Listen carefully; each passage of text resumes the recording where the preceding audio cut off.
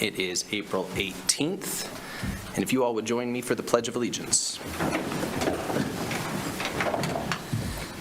I pledge allegiance to the flag of the United States of America and to the republic for which it stands, one nation, under God, indivisible, with liberty and justice for all. Thank you, everyone. City Clerk, you can call the roll. Gabriel? Here. Newman? Here. O'Doherty is absent. Pierce? Here. Richardson? Here. Shumway? Here. Somerville? Clerk, she's on Zoom. She's her hand raised. Yeah. Maybe to say she's here. I know she was trying to hop into a concert, and she will be joining us in a moment. Okay, she's here. Cumby? Here. And Harrington? Here. That is 8 present and 1 absent, Your Honor. Thank you, City Clerk. We will move on to public comment on non-agenda items. Members of the public are welcome to come forward. I do have 2 names who signed up ahead of time, Council, so I will first recognize Kevin Rice. If Kevin Rice is on Zoom, City Clerk, let me know. I haven't logged into the meeting yet. Doesn't appear so, Your Honor. Okay, thank you. Next, Stephen Boyes. Come forward, Stephen. Thank you for taking time to join us this evening. Thank you for having me. It will seem like we are duplicating our actions, but go ahead and give us your name for the record, and then you'll have 3 minutes, sir. Yes, my name is Stephen Bays. You never get that from the pronunciation. That is B-O-E-S-E, but I'll answer to anything. Well, thanks for the grace. I'm here because I have some concerns about what's going on at the Laramie Airport. I built a home-built airplane. It's called an EAB aircraft. EAB stands for Experimental Amateur Built, with emphasis on amateur. The Laramie proposed rules and regulations that I emailed to you, and I put in redlined areas where I thought I had concerns. That's 49 pages of legalese and stuff, so I don't really expect that you read through the whole thing, or maybe not even any of it. But anyway, I'd like to summarize what the purpose is, and they have an elegant statement that the purpose is to enhance safety and prevent things from happening that would be detrimental to safety. With that said, I'd like to read one section, section 3.6.3 on page 24. It says, aircraft maintenance shall be performed within hangars and shall be limited solely to that conduct specifically permitted by the City of Laramie building codes and fire codes, federal regulations, and in compliance with the directives of the airport ARFF and the authority. The result of that is that you're not allowed to do any maintenance whatsoever at the airport. At least that's what it looks to me, because I searched through the Laramie City codes, and I didn't find a single reference to aircraft maintenance, much less a specific thing that you're allowed to do. I can't say for sure that that's the case, because that's just what I found in my search. And preventing or prohibiting maintenance of any aircraft out there by anybody seems to this flatland farm boy who grew up under a rock in Minnesota to not really promote safety. The federal regulations has a list of 31 things that a person is allowed to do in terms of just preventative maintenance. And I could just read you what item 1 is. Item 1 on that list is removal, installation, and repair of landing gear tires. You'll notice it didn't say anything about checking the tire pressure or adding air to maintain the pressure. And the FAA is probably a thankless job, because the only time you see them is if there's an accident or if they're trying to enforce some kind of compliance. And that probably accounts for the cynicism that they're meant when they say, I'm from the government, I'm here to help. Ms. Weiss, go ahead and wrap up your comments. Your 3 minutes is over, but go ahead and take a second to wrap up. Okay, well, the point of it is that prohibiting any maintenance does not comply with the airport compliance requirements to maintain the multiple grants that the Laramie Airport has received. And so it shouldn't be just a big deal to me, it should be a big deal to you, because non-compliance means that you may have to repay the grants that the airport has received, which from my hearing, I don't have specific numbers, but it could be in excess of $100 million that the city and the county has to return to the federal government. Thank you. Thank you. Thank you for taking time out of your evening to join us. Are there any other members of the public that wish to speak to the City Council? Go ahead and come forward. Give us your name. Sure, go ahead, sir. Hi, my name is Chris McClover. I'm here again, as I promised, to continue the saga. So again, I saved up every penny I owned to make my childhood dream come true of owning an aircraft. And flying out of here is absolutely amazing, and it allows me to see family and work and to be so much more efficient. In September of 2021, my aircraft was stored inside a facility owned by the city underneath the jurisdiction of the airport authority. I leased space in there, but there need to be maintenance on the hangar door. It's not untypical that stuff like that happens, but in the event of this particular situation, my aircraft was pulled out onto the ramp so that they could perform maintenance on the hangar door, and it was not tied down. My aircraft flies at 30 knots, 35 miles an hour, so it would fly away today, okay, and it did on September. My aircraft is destroyed in that event. The insurance that the airport has is predatory and never fully paid for my airplane. I had to take time out of my job, my life, in order to put it back together, because that was the only way that I could actually get back into the air. Now, I finally did successfully bring it back here, and I did not want to lease space from you guys or the airport authority because I was concerned how they treat aircraft such as mine, just leaving it unattended out on the ramp. So I chose to tie it down so that I was responsible for it out on the ramp. We had a windy day a few weeks ago.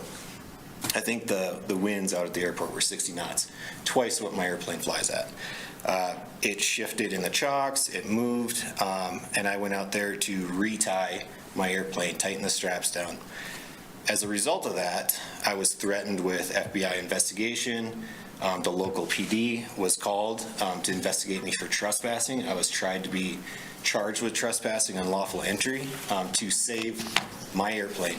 Now, that's not something that I've experienced at any other airport that I've ever been to. I've flown to hundreds of airports.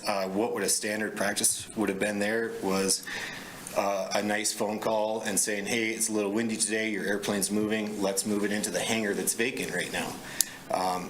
Because the community hangar doesn't have anybody or anybody's aircraft in it right now because everybody's left. Other than the airport authority, I guess, took in that experimental aircraft that crashed up by Medicine Bow, which is a shock. I'm not sure why the city would take liability over an aircraft like that, but that's beside the point. I'm sorry, I don't want to get off. But what's going on out there is seriously concerning for people in general aviation. So thank you guys for your time. Thank you, Mr. McGlover, for joining us this evening, taking time out to be here. Any other members of the public wish to speak to the council? Welcome. Just give us your name, and you will have 3 minutes, sir. All right, my name is Ian Adams. I'm here also to speak about the airport. My qualifications, just to establish that, I am an air traffic controller, control tower operator. airline transport pilot. I have flown as an airline transport pilot. I'm a CFI, certified flight instructor, certified instrument instructor, multi-engine instructor, and an assistant professor of aviation. I have spent significant time working at 7 different airports. I have visited, like Chris, hundreds. Chris and I are both members or officers of the Laramie Airport Users Association, which we just formed. And I just want to reiterate the email that I sent that hopefully you all got, that as an individual and a representative of our group, we're reaffirming our commitment to collaborate because we recognize with our pretty significant experience that there's some problems. And what the problems are is what is normal. Because what happened to Chris is not normal. What is normal is what he described, that the FBO would have secured his aircraft, they would have called him and said, hey, as a courtesy, we saw the winds were coming, we put it in the hangar because we know it can be damaged. They didn't do that. And Chris should not be penalized, have the police called for doing the job that the FBO ought to have done for themselves. The rules and regulations document that we received is not normal. Because of this inability to identify what's normal and what's not normal, we're asking for more input because we have a lot of experience to bring that, to say, hey, but we need some adult supervision in the room, and that's you guys. So I'm asking for that again. But if you don't, when you have these things, you're exposing yourselves to fiscal risk, because even when the Aircraft Owners and Pilots Association reviewed the rules and regulations, they found grant assurance risk in those rules and regulations. They said they needed to be paused and rewritten. You're exposing yourself to the exposure of lawsuits, some of which are already being discussed or underway because of actions that have been taken against airport users.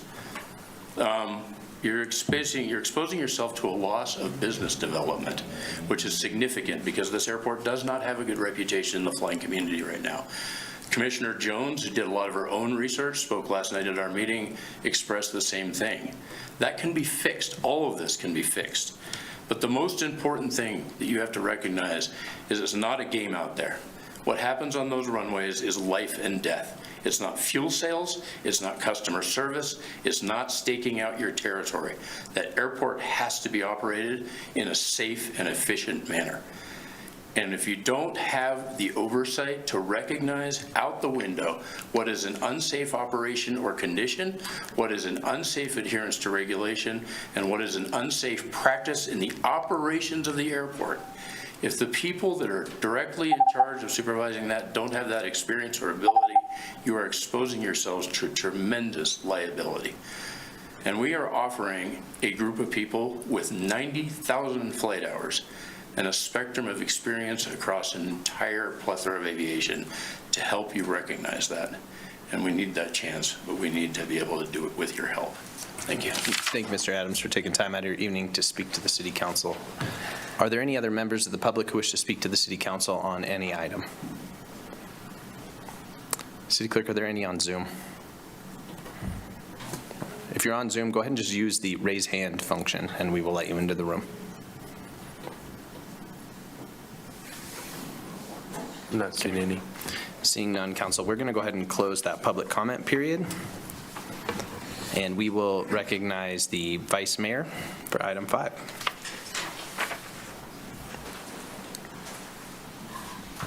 Okay. Thank you. I move that the following changes to the agenda be approved. First, that item 13 will be item 19A. Second, item 16 will be item 19B. Second.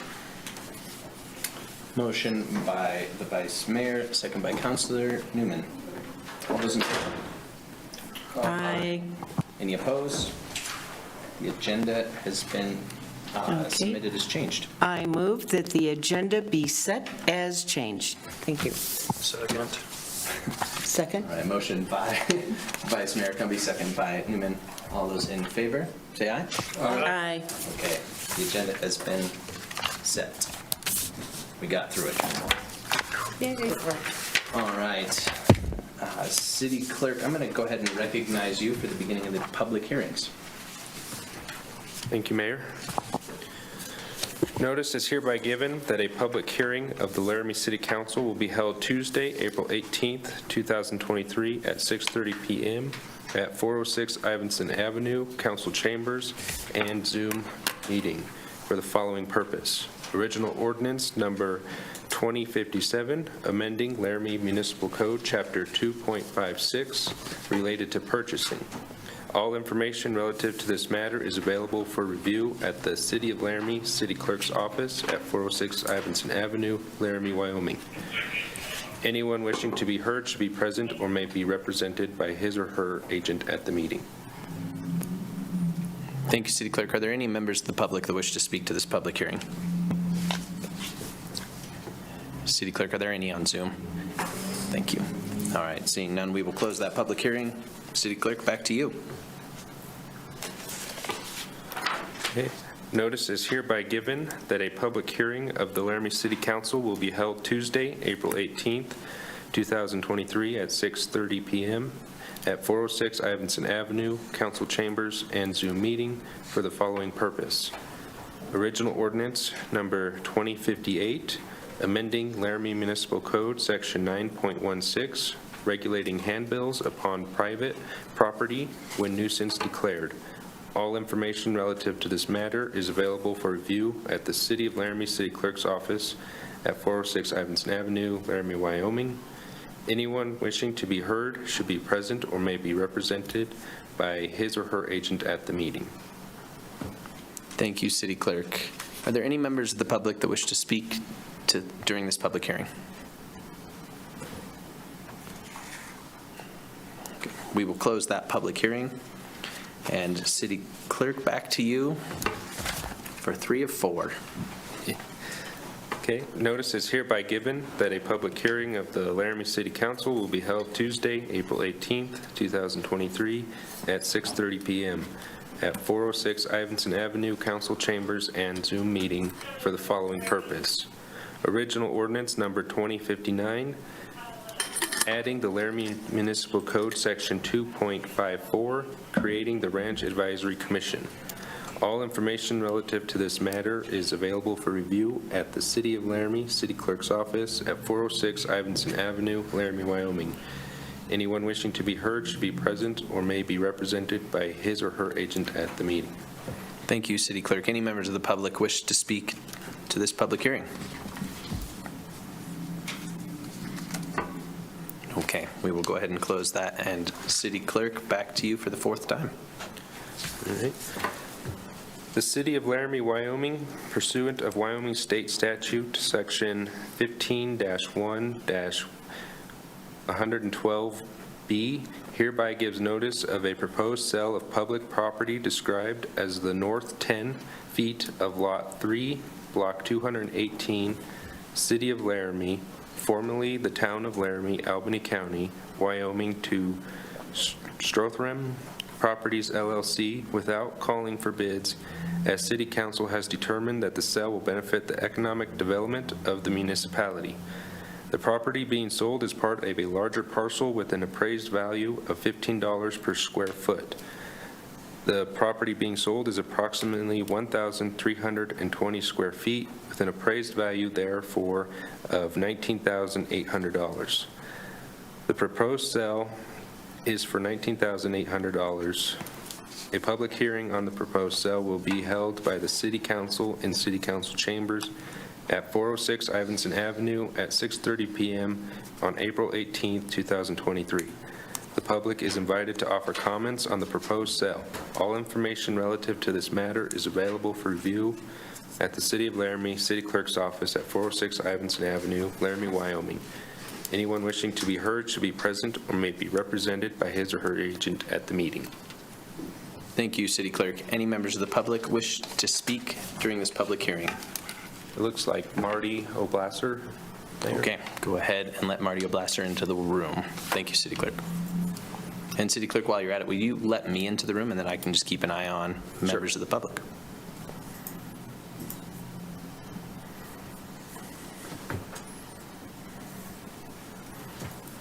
All right, Ms. Oblasser, the floor is yours whenever you would like. Thank you, Mr. Mayor. My name is Marty Oblasser, and the reason I asked to speak is because my husband and I are the requested purchasers of this 10 feet of land owned by the city. And if there were any questions, we just wanted to make ourselves available to provide information to the city council. Thank you. We will, when this item comes up on our agenda, we can have, councilors may have questions, so I would encourage you to stick around, but at this point, there won't be any questions. Okay, thank you. Thank you and welcome. Okay, that closes the public hearings, council. City Manager, would you like to go ahead and start the announcements with staff recognitions? Thank you, Mayor. We do not have any announcements other than staff recognitions. So if you're ready, Excellent, I'd like please. to recognize our employees of the month, and I'll ask the clerk if we have either of those folks with us. Our recognized employee of the month from our full-time ranks is Wayne Dempsey.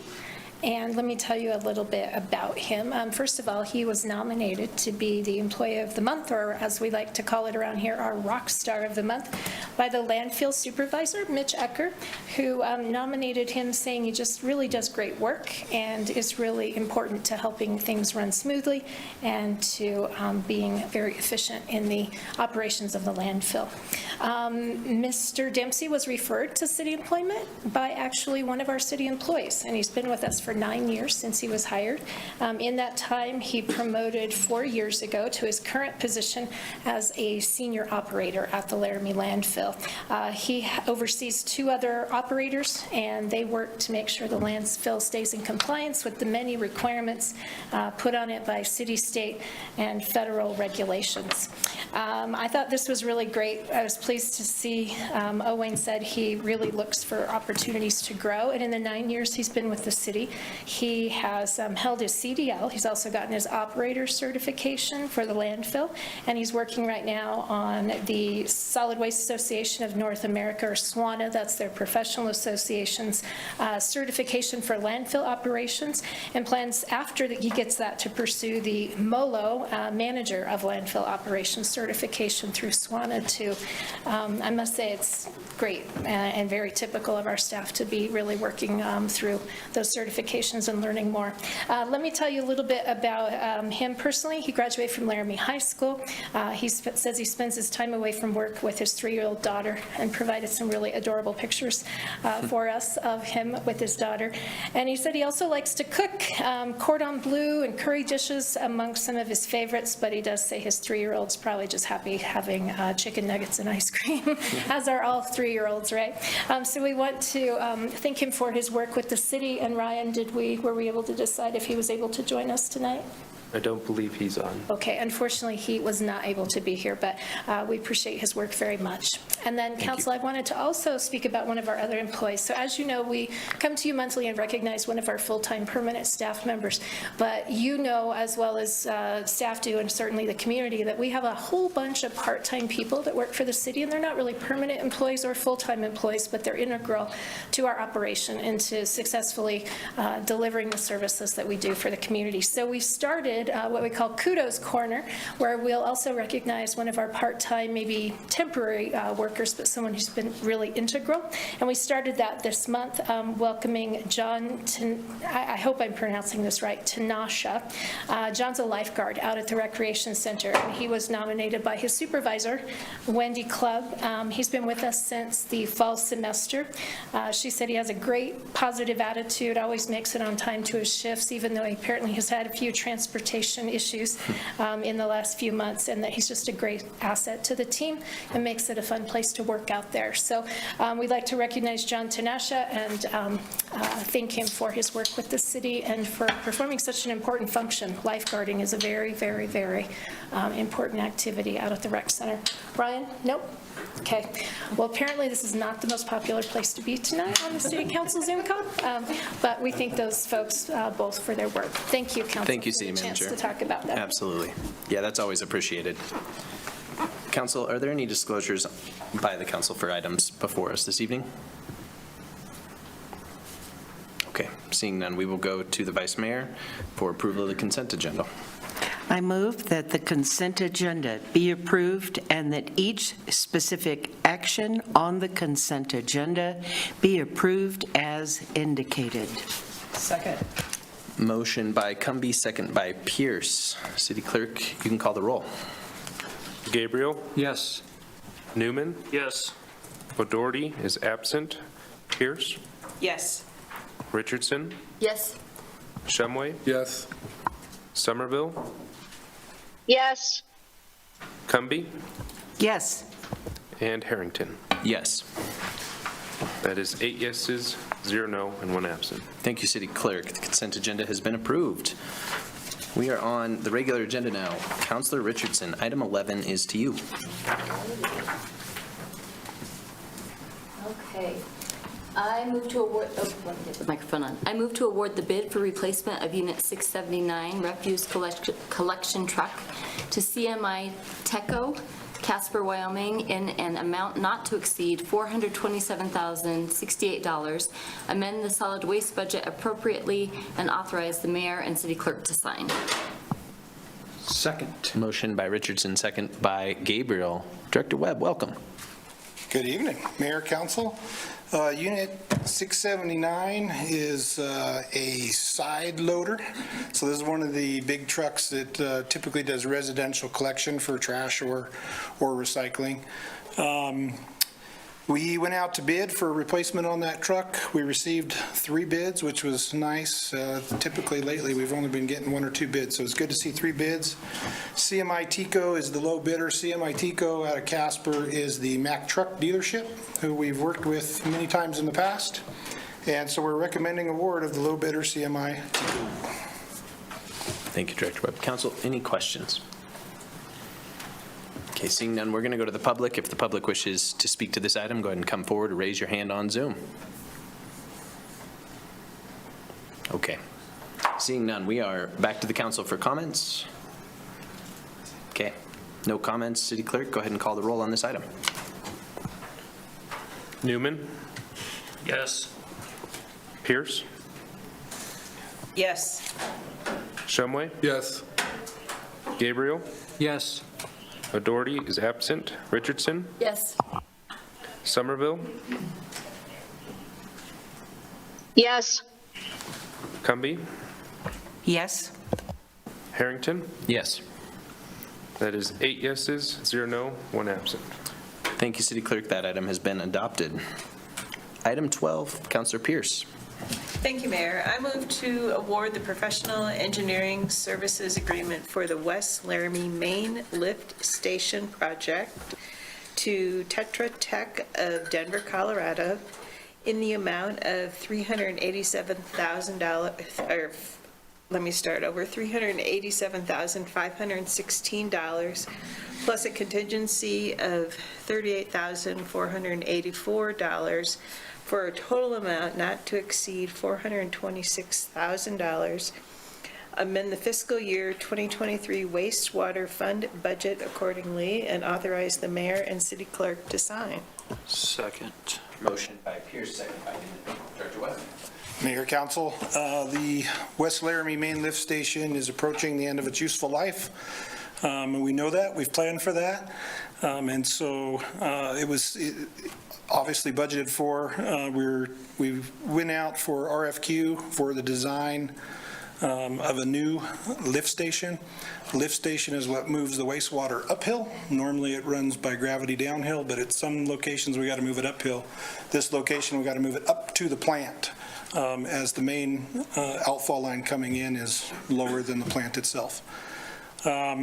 With the design of the lift station, we'll also be accommodating for increased pumping capacity for future development that those outfall lines that feed into that lift station will pick up. We received proposals on January 25th. We interviewed 4 different consultants that submitted, and the selection committee is recommending Tetra Tech for award of the design.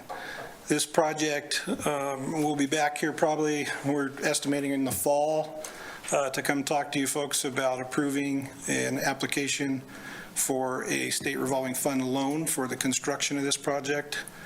We've been planning this one out for a while now, so you'll be hearing a lot about this over the next couple of years as we move forward.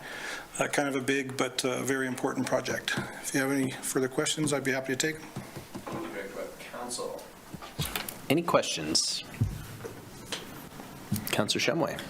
Mr. Webb, will there be any lag time between the new operation and the old operation of these lift stations? Yeah, Councilor Shumway, through you, Mayor, we can't afford for lag time in this situation, obviously. So there'll be bypass pumping that occurs as they switch over to the new lift station. We'll have separate pumps out there acting as a temporary lift station, if you will, while that switchover occurs. We're actually looking at a different location in the same vicinity and on city property to where the new lift station will go. And so I think that switchover will occur pretty quick, right? So it's not like we're going to demo one and then it's going to take a year to build the next one. I would assume that at this point that switchover would occur fairly quick within a day or two. Good, thank you. Thank you, Councilor. Any other questions? Councilor Pierce. Yeah, Mr. Webb, overall, what sort of length of time is this project going to, the whole project, not just this small piece? What's your estimation and ballpark cost based on today's dollars, right? Because we, Right. right? Yeah, Councilor Pierce, through you, Mayor. I believe we were shooting for completion at the end of construction season next year. So we would go out to bid at the beginning of 2024, construct summer 2024. And the second question was, I'm so sorry. Cost. So right now, in the budget, we've estimated $2 million. Of course, that estimate went into the budget about 2 years ago. Based on what we're thinking now, we're going to be closer to $4 million. But the reason we are waiting to apply for that loan is so that we can get to 60% design, which is where we'll get a better cost estimate from the design engineer so that we know exactly what we need to be applying for at that time. Thank you. Thank you, Councilor. Any other questions? Okay, seeing none, we are going to go to the public on this item. Any members of the public wish to speak? If you're on Zoom, go ahead and just raise your hand. Okay, seeing none, we'll close public comment. Council, any comments before the vote? City Clerk, you can call the roll. Somerville, Yes. Shumway, Yes. Richardson, Yes. Pierce, Yes. Majority absent, Newman, Yes. Gabriel, Yes. Cumbie, Yes. Harrington. Yes. That is 8 yeses, 0 no, and 1 absent. Thank you, City Clerk. That item has been approved. Council, as a reminder, we'll skip over 13. Item 14, Vice Mayor Cumbie. I move that the Laramie City Council approve the purchase agreement between the City of Laramie, Wyoming and Strathram Properties, LLC, for public property described as the north 10 feet of Lot 3, Block 218, City of Laramie, formerly the Town of Laramie, Albany County, Wyoming, and authorize the mayor and clerk to sign. Second. Motion by Vice Mayor Cumbie, second by Councilor Gabriel. City Manager, go ahead. Thank you, Mayor. Good evening, Mayor and Council. Pardon me. Excuse me. The property in question tonight, which is owned by Strathram Properties LLC, is at 420 South 2nd Street. Oftentimes, you may have heard this property referred to as the old Lovejoy's building. You will know from your time in Laramie that for many years, this property has been vacant or, in my estimation, underutilized. The property owner, as I said, is Stratham Properties LLC. We have with us this evening the representatives of Stratham Properties. They are planning to make significant improvements to this building, hoping to bring it into active use and put it in an active use that will contribute positively to our downtown district and enhance our local economy. Redevelopment of this property is going to include commercial as well as residential spaces with entrance facades on the east-facing side of the building, which is the 2nd Street frontage, but also proposed for a south-facing facade entrance to activate the building and be able to utilize it more effectively. So in order to meet the International Building Code and Fire Code requirements, the owners of this property will be required to have some additional frontage on the south side of the building where they'll create that new south-facing facade. As you know, that south-facing side of the building fronts what we refer to as the Hollyhock lot, Hollyhock parking lot downtown where the Hollyhock mural was painted some years ago. What the agreement before you would do would allow for the city to sell about 10 feet of property, that strip that is along the south-facing facade of the property that Stratham owns. This will, let me see, it'll enable the redevelopment, and the important thing to know is it will allow for legal and safe egress out of 420 South 2nd Street and allow these future commercial and residential uses to occur. We've talked not only with this owner about this sale so that the building could be activated, but we had similar conversations a number of years ago with the previous owner. We did commission an appraisal of our parking lot, which is not an easy thing to accomplish, frankly. That data is from 2019, and we understand the parking lot property was valued at $15 per square foot. And so the purchase price that we are recommending to you tonight is in line with the appraised value. I'll be candid with you, I didn't go out for another appraisal to update it. It was exceptionally difficult to even get an appraisal of a parking lot. And I didn't feel that for the purchase price that it would be the best use of the city's money to reappraise or update that appraisal at this time. So the sale of this property, probably the most important question on everyone's mind, including the public, is will this eliminate parking downtown? And the answer is no. We'll be able to maintain the exact number of parking stalls in the Hollyhock parking lot because the parking lot stalls are already kind of oversized. There is a map in the background material provided in the cover sheet, so you can kind of see an aerial view of this. And as I mentioned, Marty Oblasser is here to represent the property owner if you have questions for them. And with that, I'm happy to entertain questions as well. Thank you, City Manager. Councilors, any questions?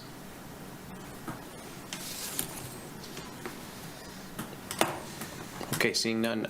City Manager, or maybe this is a question for Ms. Oblasser as well.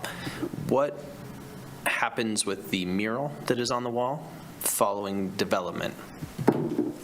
Mayor, thank you. I'd be happy to let the property owner answer this, but I will share that myself and the Assistant City Manager did have conversations with the owners about the Hollyhock lot, and they are willing to work with the city and the downtown to maybe repaint that mural at some point in the future.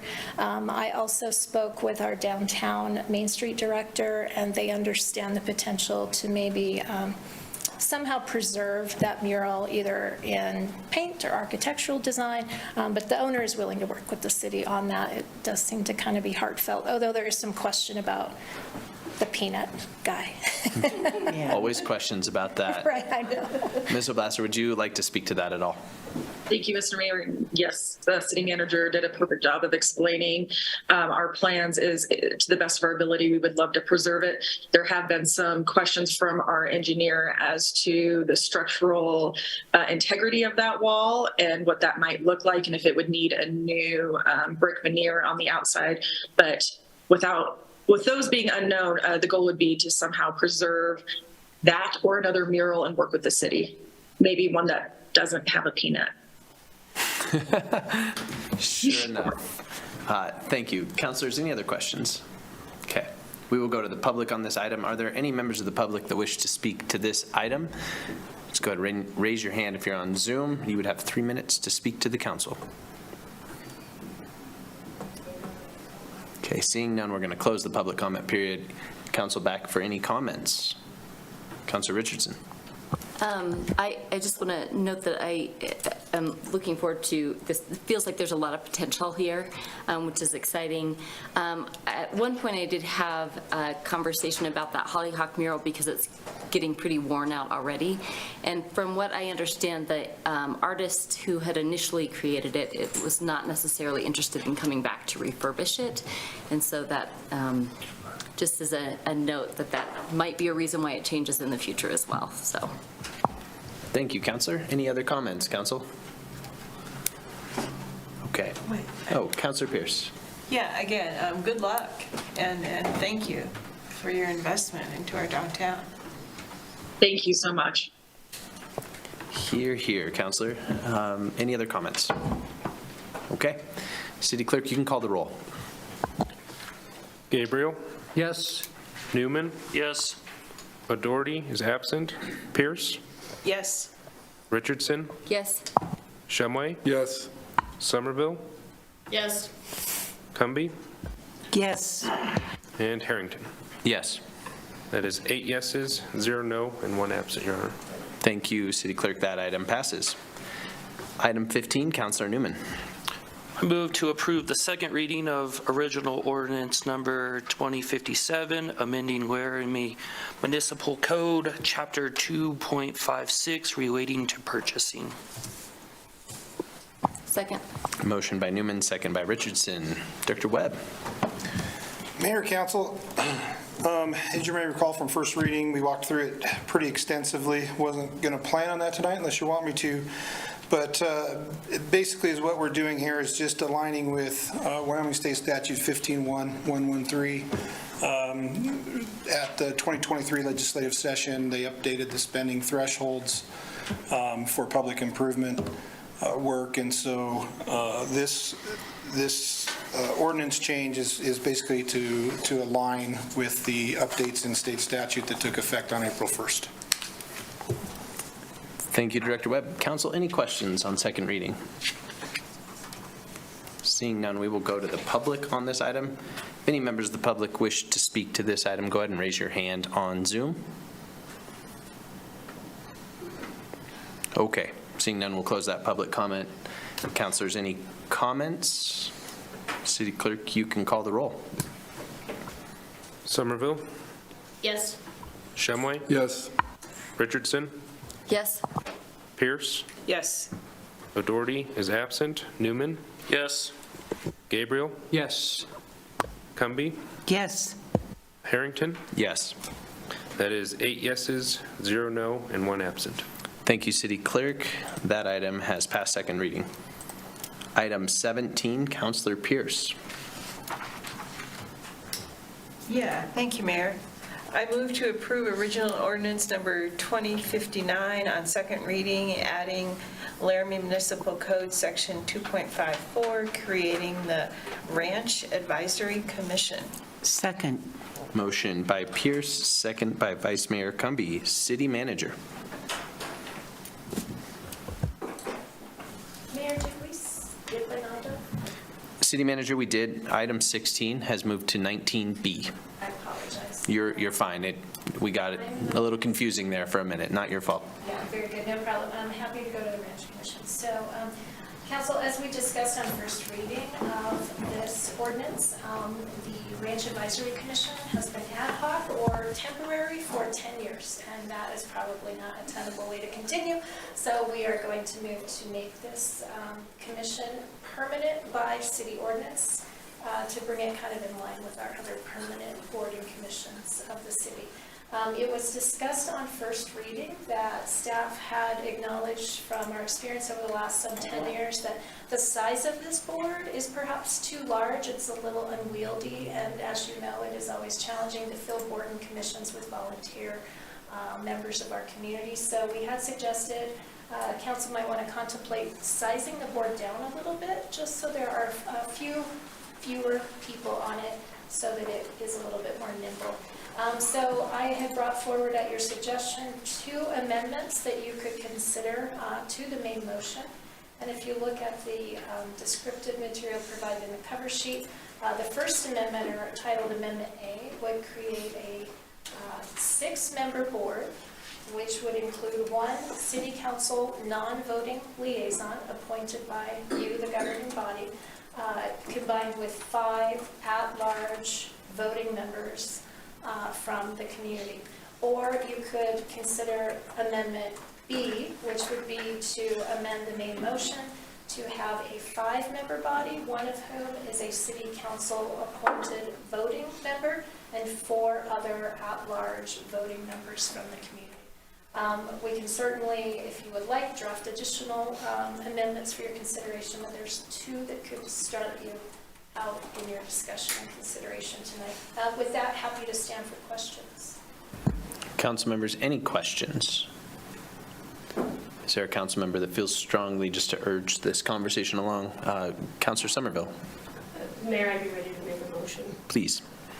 I would move Amendment B to amend Section 2.54.040, membership, to state, the Rents Advisory Commission shall consist of 5 members, all appointed by the City Council as follows: 1 City Council member, voting member, 4 at-large voting members residing within the city limits. Second. Motion by Somerville, second by Cumby. Council, any comments or questions on the amendment? Councilor Gabriel?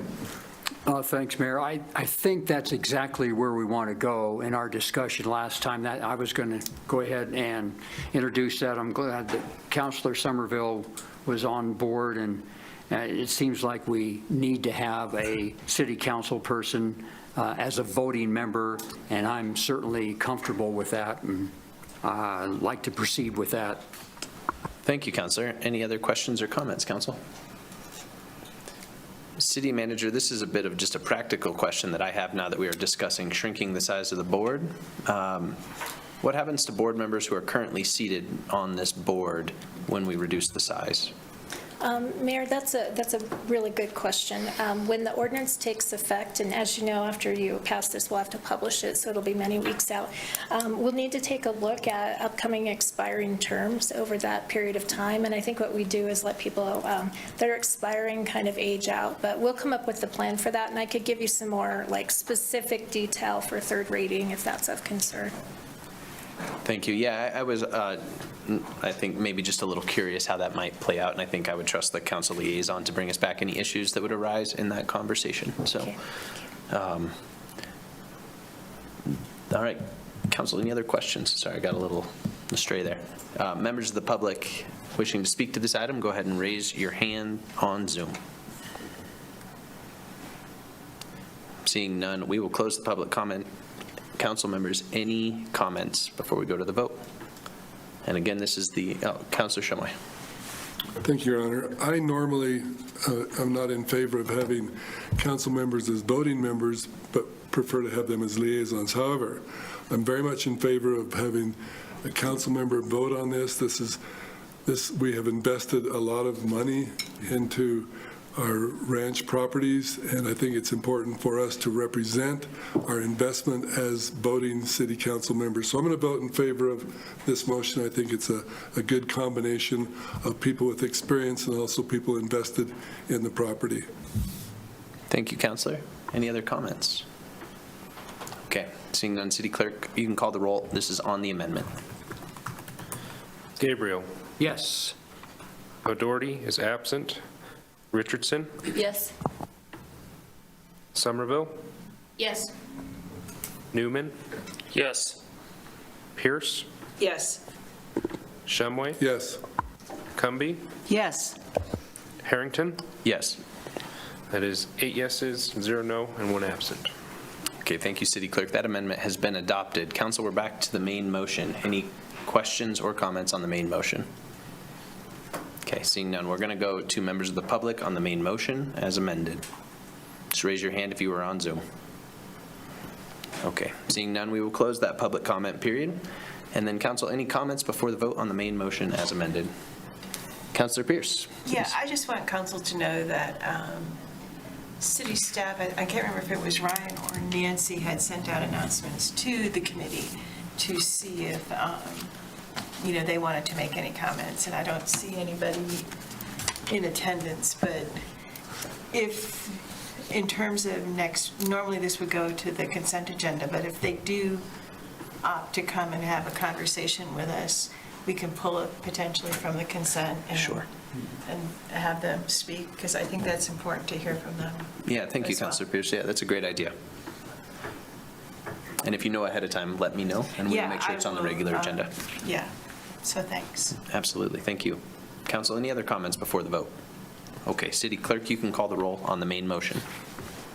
Gabriel, Yes. Somerville, Yes. Newman, Yes. Shumway, Yes. O'Doherty, absent, Pierce, Yes. Richardson, Yes. Cumby, Yes. Harrington. Yes. That is 8 yeses, 0 no, and 1 absent. Thank you, City Clerk. That item has passed second reading. Councilor Shumway, item 18. Thank you, Your Honor. I would like to ask our city clerk if the preference is to introduce this by title only and then make the motion, or if I could just go ahead and make the motion. You can make the motion. Okay, I will. Thank you. I move to approve original ordinance number 2060, amending Title 15 of Laramie Municipal Code for the purposes of amending the comprehensive plan and amendment review procedure as recommended by the Planning Commission on first reading in accordance with the findings of fact and conclusions of law. Second. Motion by Shumway, second by Gabriel. Mr. Gabatuller, welcome. Thank you. Good evening, Honorable Mayor, members of council. Before you tonight are amendments to Chapters 1506 of Laramie Municipal Code, which will resolve an error that was found in the previous text amendment carried out in 2015. Project number there was TA 1506, which resulted in enrolled ordinance 1689. That staff report is attached. To help understand these amendments, I'd like to draw your attention to the most recent staff report that we did, which was the fourth document, the last one there, that was presented to Planning Commission at their March 27th meeting. The section of code in question is located in the background section there, and it's color-coded to help understand what occurred during the 2015 text amendment process and what needs to be accomplished during this text amendment process in order to resolve the error. So that really is the best way to see what's going on here, if you have that up. So the section of code in question, LMC 1506-60X, which remained after the 2015 text amendment process, is highlighted in blue. So that's currently what's on Muni code. That's what is code right now. So the section stricken through in red is what was intended to be deleted in that 2015 text amendment process. And then the text highlighted in green is what needs to be reinstated during this text amendment process in order to resolve the error. So the language used in the 2015 text amendment process, which essentially said delete section 1506-60X3 in its entirety, would have deleted the entire procedure section of that, as you can see, and that was clearly not the case, but there was just kind of an error there from the Planning Commission staff report, which you have in front of you from 2015, and then that ordinance, that enrolled ordinance language that was put on file. So it was presented to the Planning Commission in March at their 27th meeting, didn't receive any public comment. The Planning Commission unanimously voted to recommend approval of this text amendment to resolve the error, and I would be glad to take any questions. Thank you. Council, any questions? Councilor Newman, go ahead. I'm colorblind, so is everything from number 4 down all the same color? Yes, sir. Everything that's highlighted? It is. Thank you. And it's green.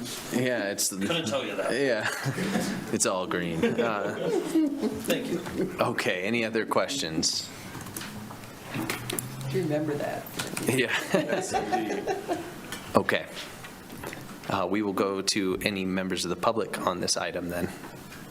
If you're on Zoom and you wish to speak to this item, go ahead and raise your hands.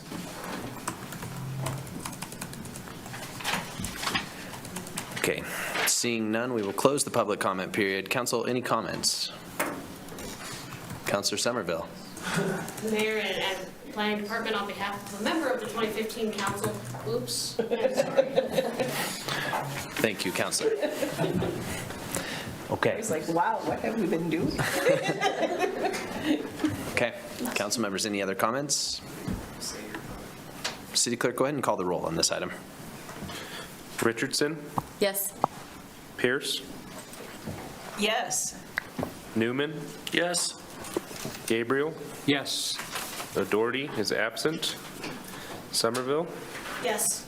Shumway, Yes. Tumby, Yes. Harrington. Yes. That is 8 yeses, 0 no, and 1 absent. Thank you, City Clerk. That item has been approved on first reading. We will then move to item 19, which is Councilor Richardson. Thank you, Mayor.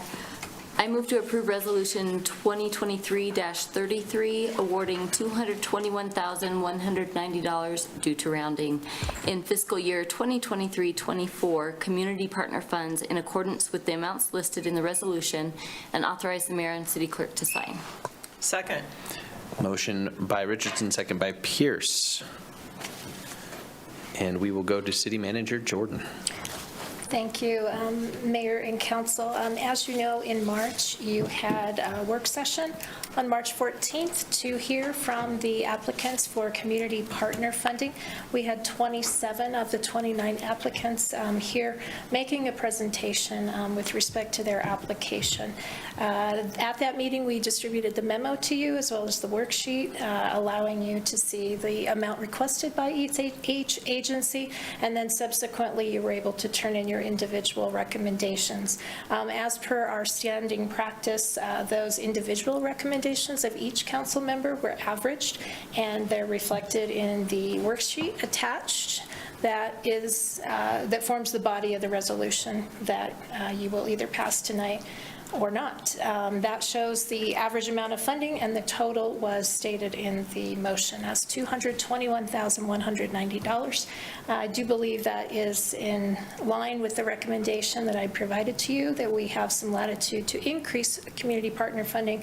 I don't remember the percent off the top of my head, though. I want to say I think it was 5% this year. And with that, I'll be happy to answer any questions.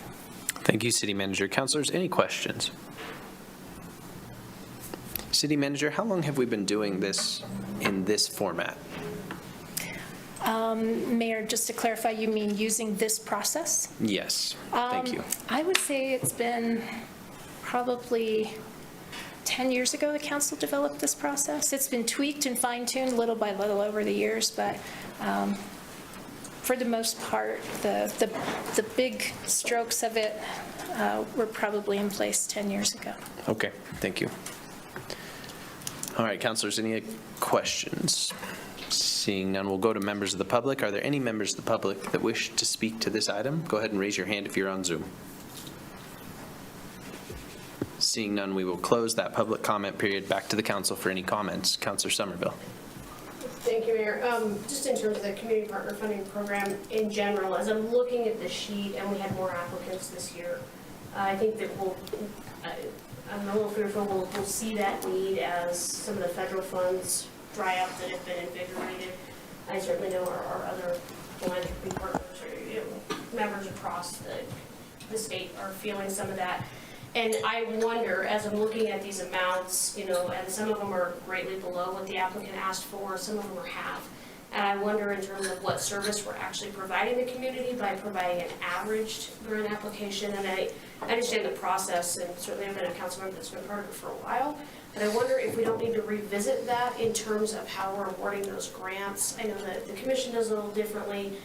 I think we just might be doing a disservice. If an applicant asked for X number of dollars to do these things, if we give them half of that, are they going to be able to do those things? And one of the benefits of this grant program that I love is that it can be used for operational money and things along those lines, and the reporting requirements aren't significantly robust. So I wonder if maybe coming out of this item, we need a work session to start to maybe look at revamping that process. I think that list is going to get longer, and it's going to get harder in the future. Okay, thank you, Councilor Somerville. Councilor Richardson. I would agree with looking at the process again, especially as we begin to get more applicants for this. Is there a way that we can review what we're doing and make sure that the applicants align with our city goals, so that we're not getting everything under the sun, and those requests align more with what we're thinking about anyway. So I would agree to thinking about this a little more, because I think those requests are going to increase. Okay, thank you, Councilor Richardson. Vice Mayor Cumby, please. This is a question for City Manager. I'm just curious, when the call goes out for applications, are the applicants aware of how much is available? Mayor and council, no, we have never allocated like a pot of money and then said to the community there is $300,000 available. We don't start with an allocation of dollars.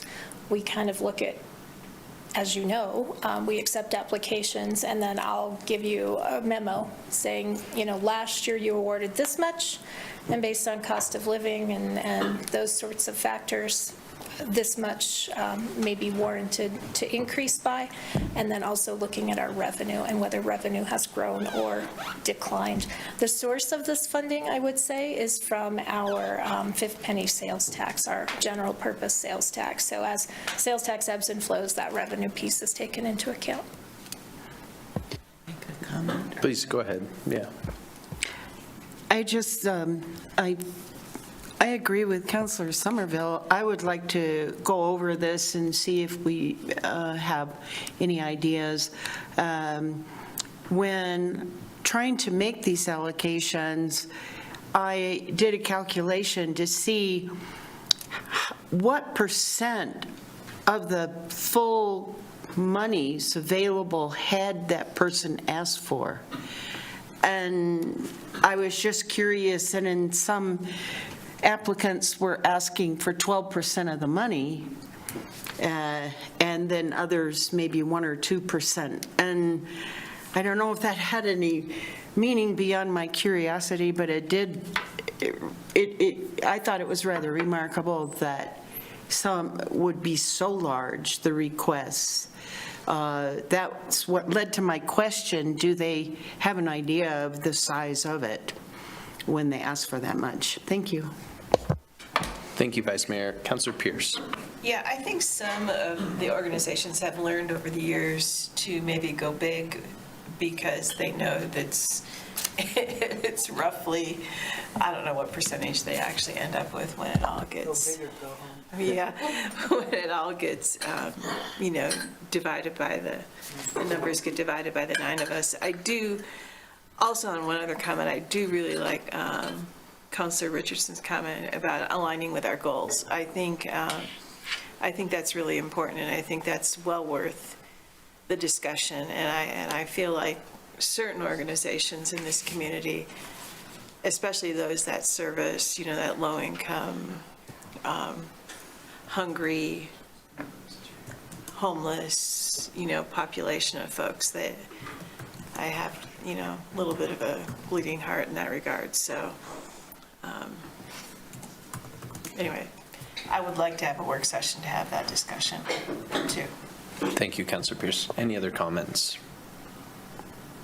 Okay, seeing none, we will, City Clerk, we can go to the roll call.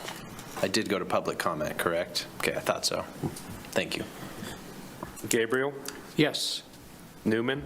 Yes. O'Doherty is absent. Pierce? Yes. Richardson? Yes. Shumway? Yes. Somerville? Yes. Cumby? Yes. Harrington? Yes. There's 8 yeses, 0 no, and 1 absent. Thank you, City Clerk. That item has been adopted. Council, we will now move to item 19A, which was formerly 13. And I am going to just ask the, I suppose I can just read this item in for consideration before we have any motion. For discussion, Council, I would like us to discuss the approval of the license agreement with the University of Wyoming to construct, use, and maintain utilities in the public right-of-way, 9th Street between Lewis and Ivinson. City Engineer, welcome. Thank you. Let's just get the PowerPoint pulled up here. Yeah, absolutely. Take your time.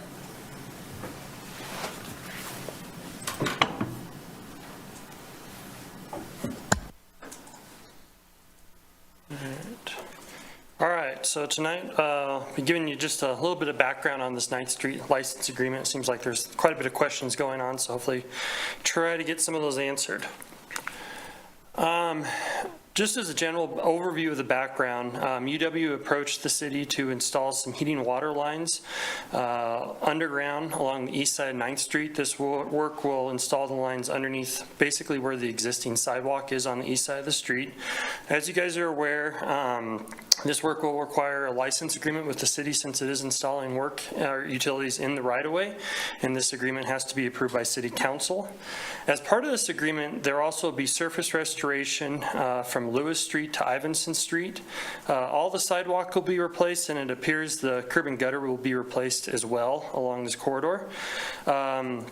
As it's restored, a shared use path will be installed from Lewis Street to Clark Street, and we'll get into a little bit more of those type of definitions. And then sidewalk from Clark Street to Ivinson will be installed basically where the sidewalk currently is, and then where the grass is or the parkway, that essentially will be paved as concrete.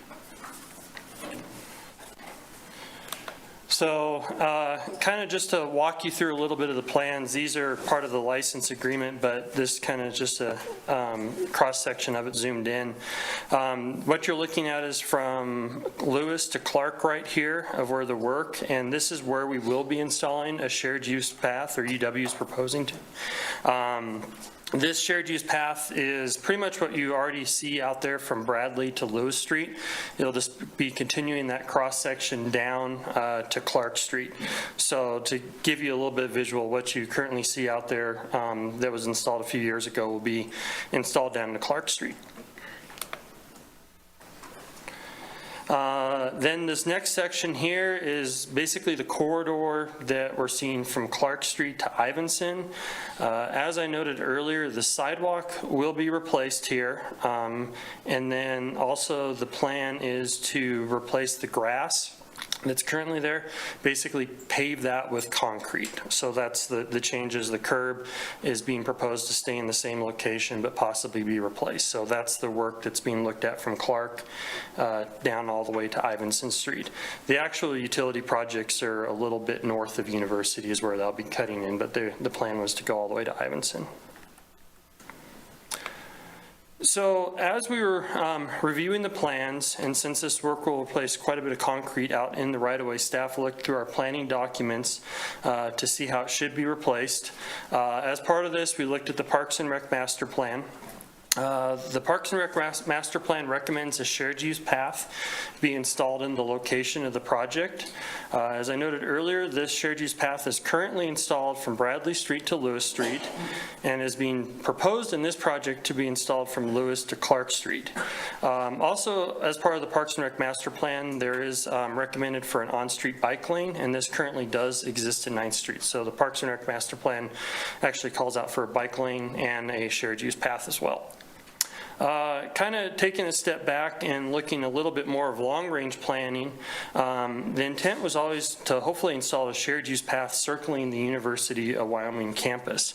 A lot of this kind of came up when we were doing the Ivinson conceptual design. Some of you may remember that when we were looking at reconstructing 9th to 15th. This was kind of an idea that kind of came up during that. So, and this would be from 9th to 15th, and this plan was supported by both UW and the city as we went through that conceptual design. As part of that too, we had also looked at 15th Street of continuing it and heading 15th north up to Lewis Street as part of that as well. And then the Parks and Rec Master Plan shows this 9th Street from Bradley to Ivinson Avenue, which is obviously what we're discussing, and then 15th from Bradley to Ivinson. And then Lewis Street could be possibly tied in depending on what UW does for work as we've kind of vacated that right away, but hopefully get that tied in. The full design of the shared use path along 9th Street was not supported by the UW to design it per AASHTO or planned as part of the work that is being proposed as part of this license agreement. So this is kind of a excerpt, just a map that the Parks and Rec Master Plan does have in it. And we'll zoom in here in just a second, but just want to note that that shared use path along 9th and is orange, so it's like a dotted orange line. And as we kind of zoom in, it's shown there off to the left, if you can kind of get your reference right there of the path there. So that's calling it, and then the green is actually the on-street bike lane that has been installed.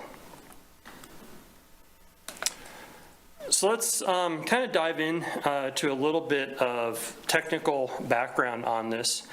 So UW's submitted design plan does not meet the Parks and Rec Master Plan requirement or the design standards for a shared use path per the American Association of State Highway Transportation Officials, or AASHTO, design standards for a shared use path.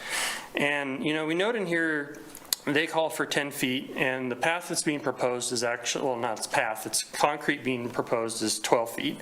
And there's a lot more design standards that come forward than just a width of a path. You know, this entire book here is how to design bike paths, and of this book, there's 54 pages on just how to design a shared use path. So there's a lot of other considerations that come into effect when you're designing a shared use path than just the width. So did want to note that. And then also, as being shown, it doesn't meet ADA. Now, it will meet ADA if it's considered a sidewalk. It will not meet ADA if it's considered a shared use path. So I just kind of want to note that there's different design considerations whether you're putting in sidewalk or a shared use path.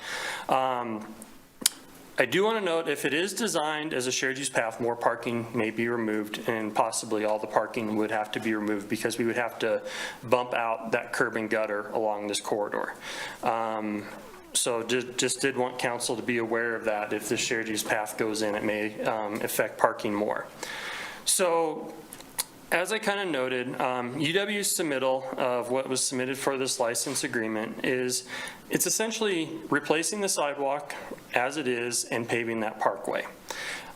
This isn't designed to meet national standards or ADA standards for bicycles, and kind of as that, city code would actually prohibit bicycles from being able to ride on this because it's not going to be considered a shared use path, it's considered a sidewalk. So it's treated no differently than any other sidewalk we would have in the city of Laramie where you shouldn't be riding bicycles on it.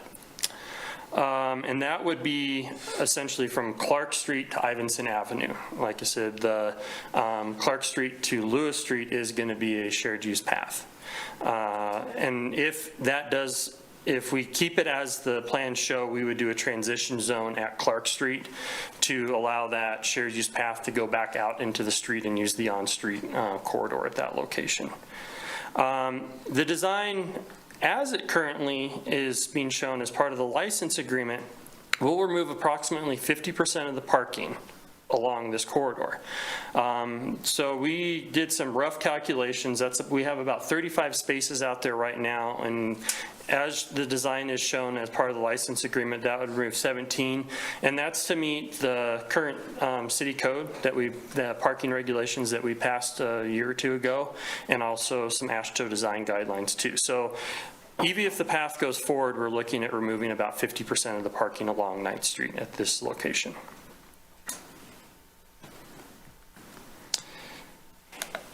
So kind of diving in a little bit more into the plans. Let me see, there it goes. So this is the cross section that has been proposed as part of the license agreement. The top cross-section is for where the shared use path is from Clark Street to Lewis Street. As you can kind of see in there, there is, I believe, 11 feet of pavement being proposed, and then there is a grass parkway, like I said, similar to what you already see Bradley to Lewis Street. That lower section is the section that there is being proposed between Clark Street to Ivinson Avenue, and that will be, like I said, replacing the sidewalk and paving the parkway in that location.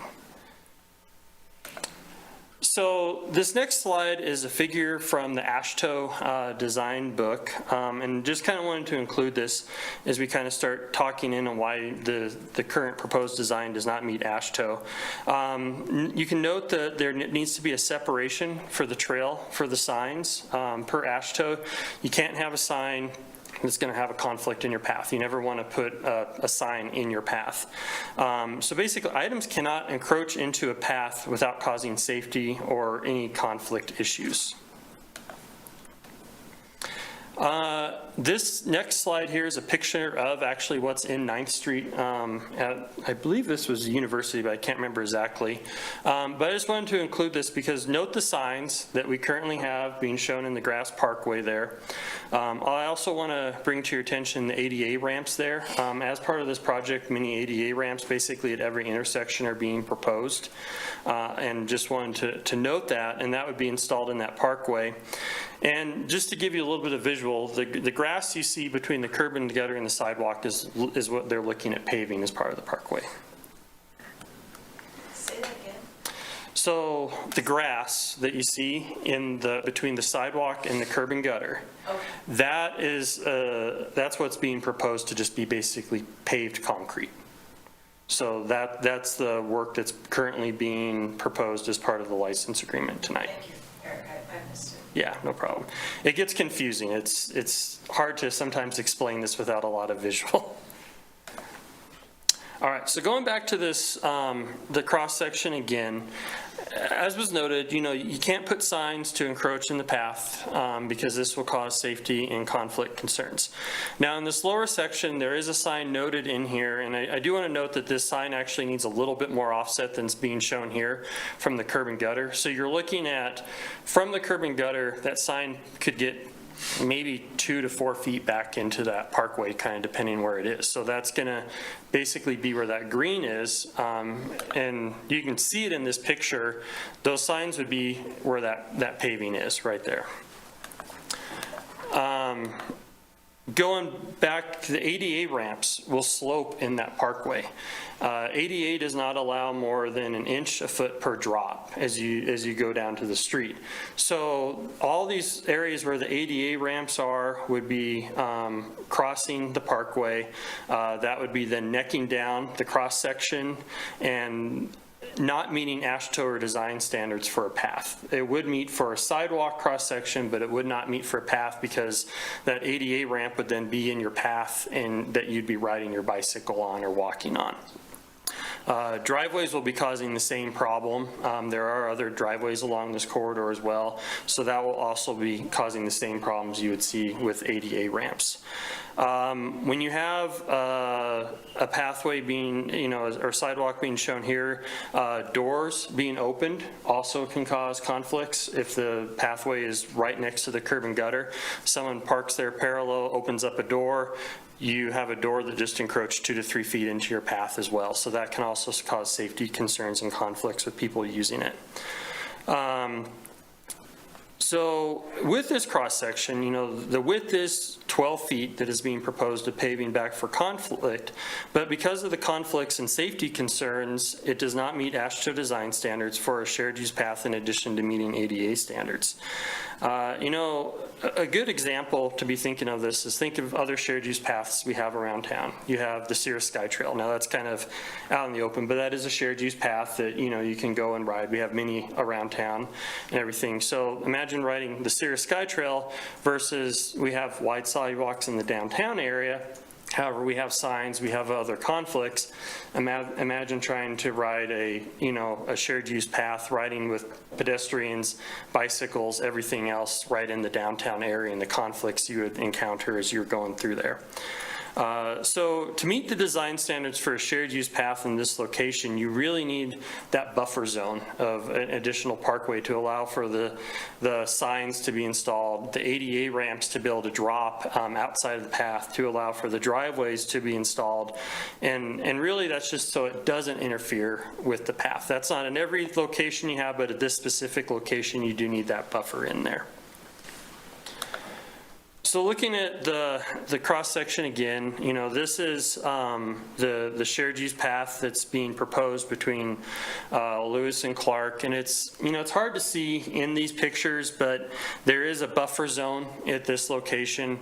You do have allowing for the driveways to drop down that is not encroaching into the path, items like that. However, when you go to the location between Clark and Lewis Street, you have several locations where that ADA ramp is going to be in the path. The signs are going to be installed in the path, an assortment of things like that, which does create conflicts. So this item did appear before the Traffic Safety Commission on April 14th. Staff did go out for public comment in this area. We didn't receive actually any public comment in relation to this item. And really what we asked the Traffic Safety Commission, the exact motions are given here, but we wanted to know, did they recommend installing, moving forward with the license agreement as shown in the plans, or did they recommend following the Parks and Rec master plan and installing a shared use path? On the first item of move to recommend approval of the right-of-way improvements as shown in the license agreement plans with the University of Wyoming to construct, use, and maintain utilities in the public right-of-way, this motion failed 1-3. And then they then recommended to recommend approval of the right-of-way improvements as shown in the City of Laramie Parks and Rec master plan and modify the license agreement with the University of Wyoming to construct, maintain utilities in the public right-of-way to reflect this change. And this was approved 3-1. So that's basically following the Parks and Rec master plan and installing a shared use path from Lewis Street all the way to Ivinson Avenue. Following the meeting, though, however, one of the commission members emailed the staff liaison and noted, I'm not sure if there's a path for me to change my vote, but if so, I'd like to vote to approve the UW license agreement as it is. I believe a 12-foot path along that stretch should be a vast improvement over the current sidewalk. It should be noted that the votes cannot be changed after the fact. This information is just kind of being provided to ensure council is aware of the intention and sentiment of this individual traffic commission member.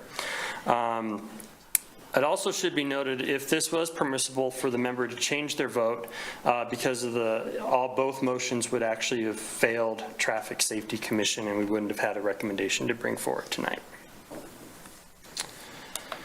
So, kind of moving forward, it was asked to provide staff recommendations for a city council action on this. So the first motion would be option A, would authorize the license agreement and provide for installation of a sidewalk with paved parkway from Clark Street to Ivinson Avenue as depicted in the design plans submitted by the university. So the motion would be to move to approve a license agreement with the University of Wyoming to construct, use, and maintain utilities in the public right-of-way and authorize the mayor and city clerk to sign. And that's basically what was provided in the packet. Motion option B would be with an amendment, would be to authorize the license agreement and have UW complete a shared use path as from Clark to Ivinson Avenue as complies with the Parks and Rec master plan for the city. The motion would be to move to approve a license agreement with the University of Wyoming to construct, use, and maintain utilities in the public right-of-way and authorize the mayor and city clerk to sign, and to amend section K to state that the corridor between Lewis and Clark and Ivinson shall be able to function as a shared use path. Or another option would be C, would postpone action and remand the matter back to the Traffic Commission for clarification of the recommendation to council. And this would be moved to postpone consideration of the license agreement with the University of Wyoming to construct, use, and maintain utilities in the public right-of-way until May 16, 2023, and remand the matter back to the Traffic Safety Commission for review and recommendations. I do know that UW is anxious to kind of get moving with it. They have a contractor lined up, and they are very much hoping to get approval tonight in whatever manner that council wants to for this license agreement so they can get started with that work. So with that, hopefully I didn't confuse you guys too much with all that information, but I can answer any questions. And also Sam Farstead is here from the university if you have any questions for UW as well.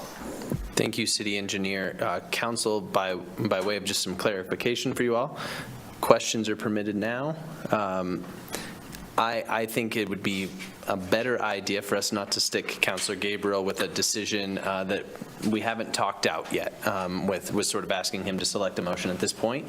So I would like us to have some variety of conversation, and without objection from the council, I would invite Mr. Farstead up to speak to the council as well before we get into questions, if that is okay, council. Okay. Mr. Farstead, if you'd have anything to add to this conversation, I think by way of finding solution, we would invite you to the podium. Mayor, council, thanks for your generous interpretation that I'll contribute something here. I'll make every attempt. I'm not in a position to try to persuade you one way or the other. I'll just try to make a statement of facts and rely on your good judgment on what motion to proceed with. But the city engineer, Eric, did a fantastic job in explanation of it. I think that the large component for us is that this orientation was an opportunity to be efficient, fiscally efficient. We're going to remove 4 blocks of sidewalk to do a heating project that's absolutely required to keep up with capacity. We're going to convert from steam to hot water. It's a really cool project. If we're going to do that kind of demolition, let's seek to improve the conditions when we put it back.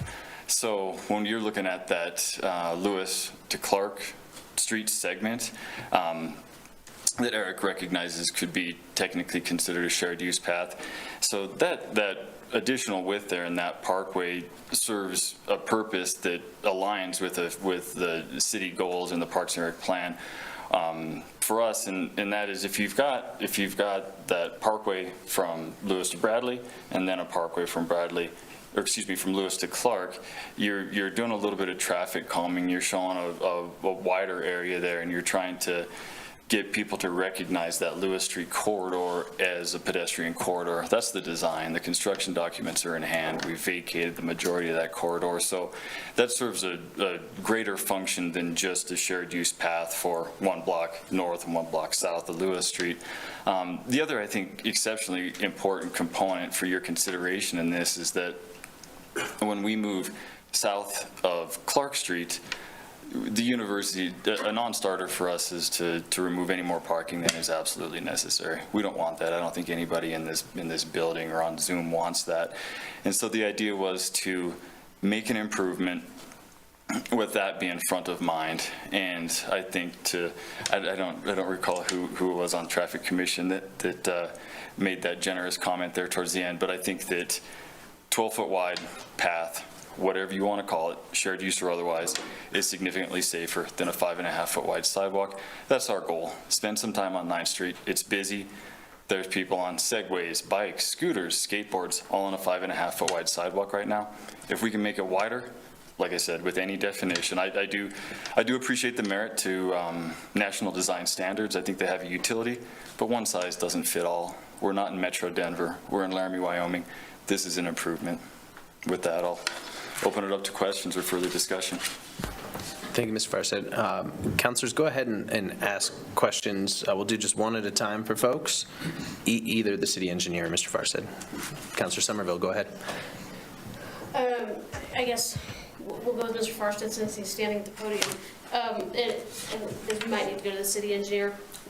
somebody walk me through what the difference is for the ADA sidewalk requirements versus the ADA shared use path. I'm not entirely sure I got the differences between those two. And just by way of maybe speeding things up here, save you two from having to alternate, City Clerk, do we have extra microphones that they could just hang out with? That might be just a little faster, and if council doesn't mind, I sure don't. I can stand next to him and just, Yeah, you're both welcome up here. Sarah and I don't always agree, but it's not that contentious. It's not. I just thought I'd let you gentlemen sit, you know? Council Summer, through you, Mayor. With the ADA, with sidewalk, you drop down after the sidewalk to go out. So that's you come down from the sidewalk that currently exists, drop down 1 inch per foot that would go down to the curb and gutter. The problem you run into when you start getting into and that works fine for a sidewalk, and there's that parkway there, and you can do that with the paved parkway is being proposed. When you start adding in shared use trail, that cross section, that cut of that inch per foot drop in that parkway is now in your path. And what that does is, so as you're riding along the path, you're going to encounter that dip for the ADA ramp. And essentially that's causing that path to neck down, and that's causing you have different slope requirements and other problems that start to arise that make it very difficult to meet ADA requirements out there while also necking down. And you also don't have the width requirements for that shared use path because you've essentially necked that shared use path down to 6 feet. Yeah, sure. So if I'm following, if we call it sidewalk, not a shared use path, then the ADA requirements would be smaller. Yeah. Would not intrude on the strip of concrete. Yeah, Your Honorable Mayor, through you, really it comes down to the width there. When it's called a sidewalk, that ADA ramp in the parkway isn't a travelable area technically. It's kind of just paved parkway where you're not forcing people to actually travel on there. When you need that extra width for that shared use path, that where that ADA ramp now has to become travelable, so you run into problems with that. I think that should be. Okay. Thank you, Councilor Somerville. Councilor Shumway. Thank you, Your Honor. First of all, Sam, welcome back. Sam worked for the city for several years and moved on. I have a question. First question is, are we going to continue to use the area for the buses, for where they will come in, drop off people for the classrooms? Mayor, through you to Councilor Shumway. Thanks for your kind words, Councilor Shumway. Yes, absolutely. So that transit stop will still be one of the primary ones on campus. And through part of this, I'm going to elaborate a little bit, even though it wasn't part of your question, but through part of this design and construction project, we have hot water supply and return lines coming down on the north side of the classroom building too. So we've got some demolition there. So we're going to make some revisions to that bus stop for access and accessibility and long-term maintenance too. So there's that, I don't know if you can visualize this. I spend more time on campus than you guys, hopefully. But there's a very long oxbow sidewalk, and then there's a set of stairs right there. There's accidents on the stairs. They get slippery. They require hand shoveling. So we're going to do a ADA path going up there. That's on our property. We're not seeking approval for that. But again, we're just trying to take advantage of a utility project and improve the area over there. And at the bus stop location, through part of this, we're going to add some seat walls. We're going to add some additional landscaping. So the grade is going to change a little bit there. But I think overall, aesthetically and functionally, what we've designed meets a lot of goals. And this may or may not be worth noting, but Eric's analysis of the ADA guidelines, I think, is probably spot on. I'm not going to fact check you, but I think it's worth noting on the way that we have it drawn, the west side of the sidewalk would technically be for pedestrians who are walking. So if they do have to cross an ADA ramp, it's less intrusive. And then the east side of the sidewalk could technically be for wheeled traffic, depending on what decision we make here tonight. So again, national standards.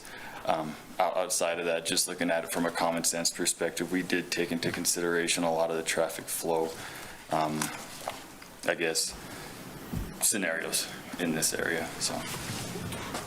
Your Honor, 2 more questions. Is the bus drop-off also available to drop off students with cars?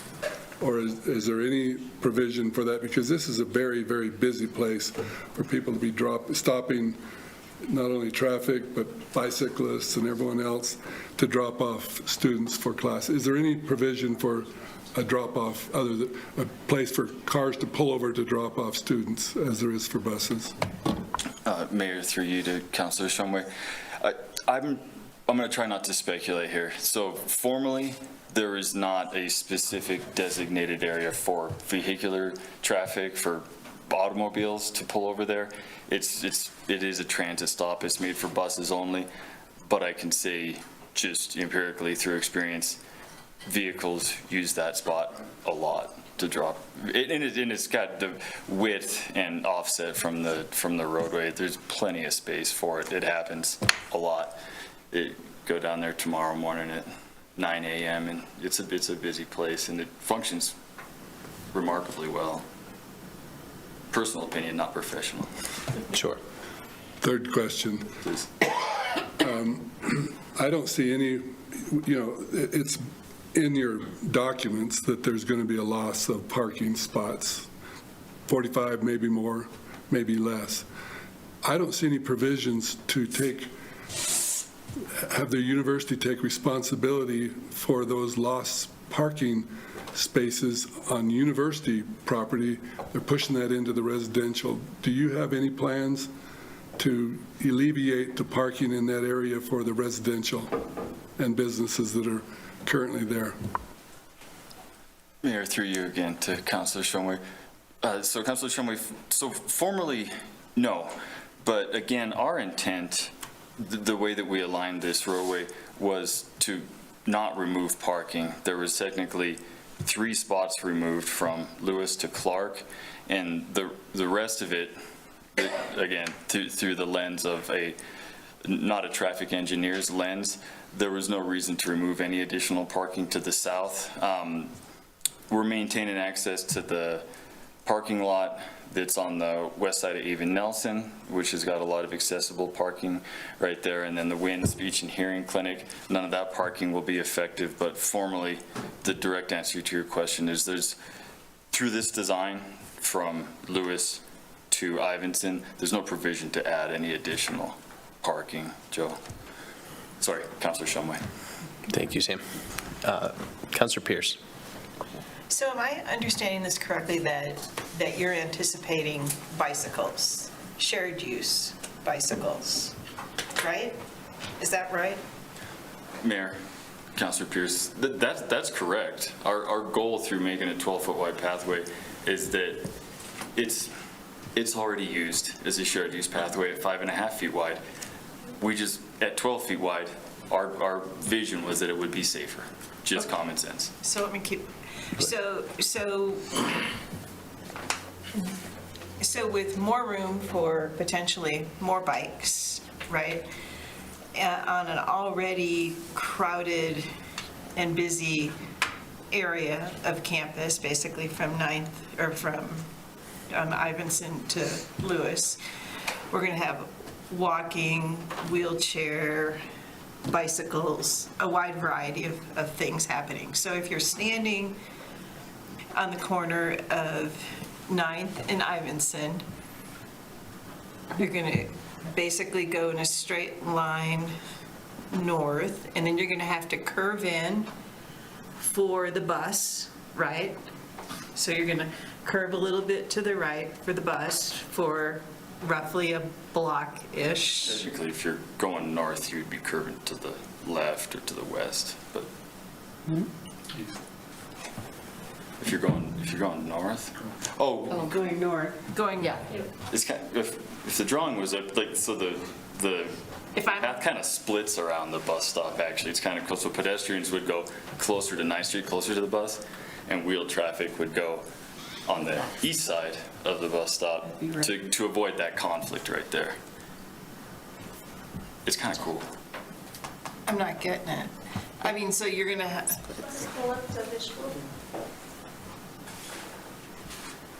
I'm old school.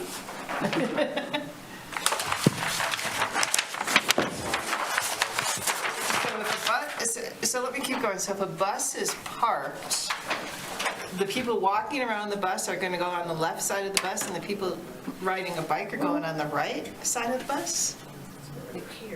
There, where the bus, So You're fine. oh, geez. Hey, oh. That's kind of small. Yeah, and can you help me out there? Yeah, so there's Nice it's street. back here, and then it curves in front here. So the bus picks up here, but there's pedestrian traffic here. Just doing I'm it. not making a very good point here. Sam, if you'd like to point with the mouse, you can maybe borrow the city clerk's mouse for a moment. Man, I wouldn't want So it's not planned north here, but this is you're heading north in this direction. Your bus would be parked right here. If I'm a pedestrian, if I'm walking, I walk right here, I get on the bus. If I'm on a bike or really awesome on inline skates, I'm going here, and I'm gonna go high behind the bus shelter to avoid any conflicts with the stopped, paused, entering or exiting pedestrian from a bus. Okay, so, but, Skateboard, Segway, whatever makes you feel. Right.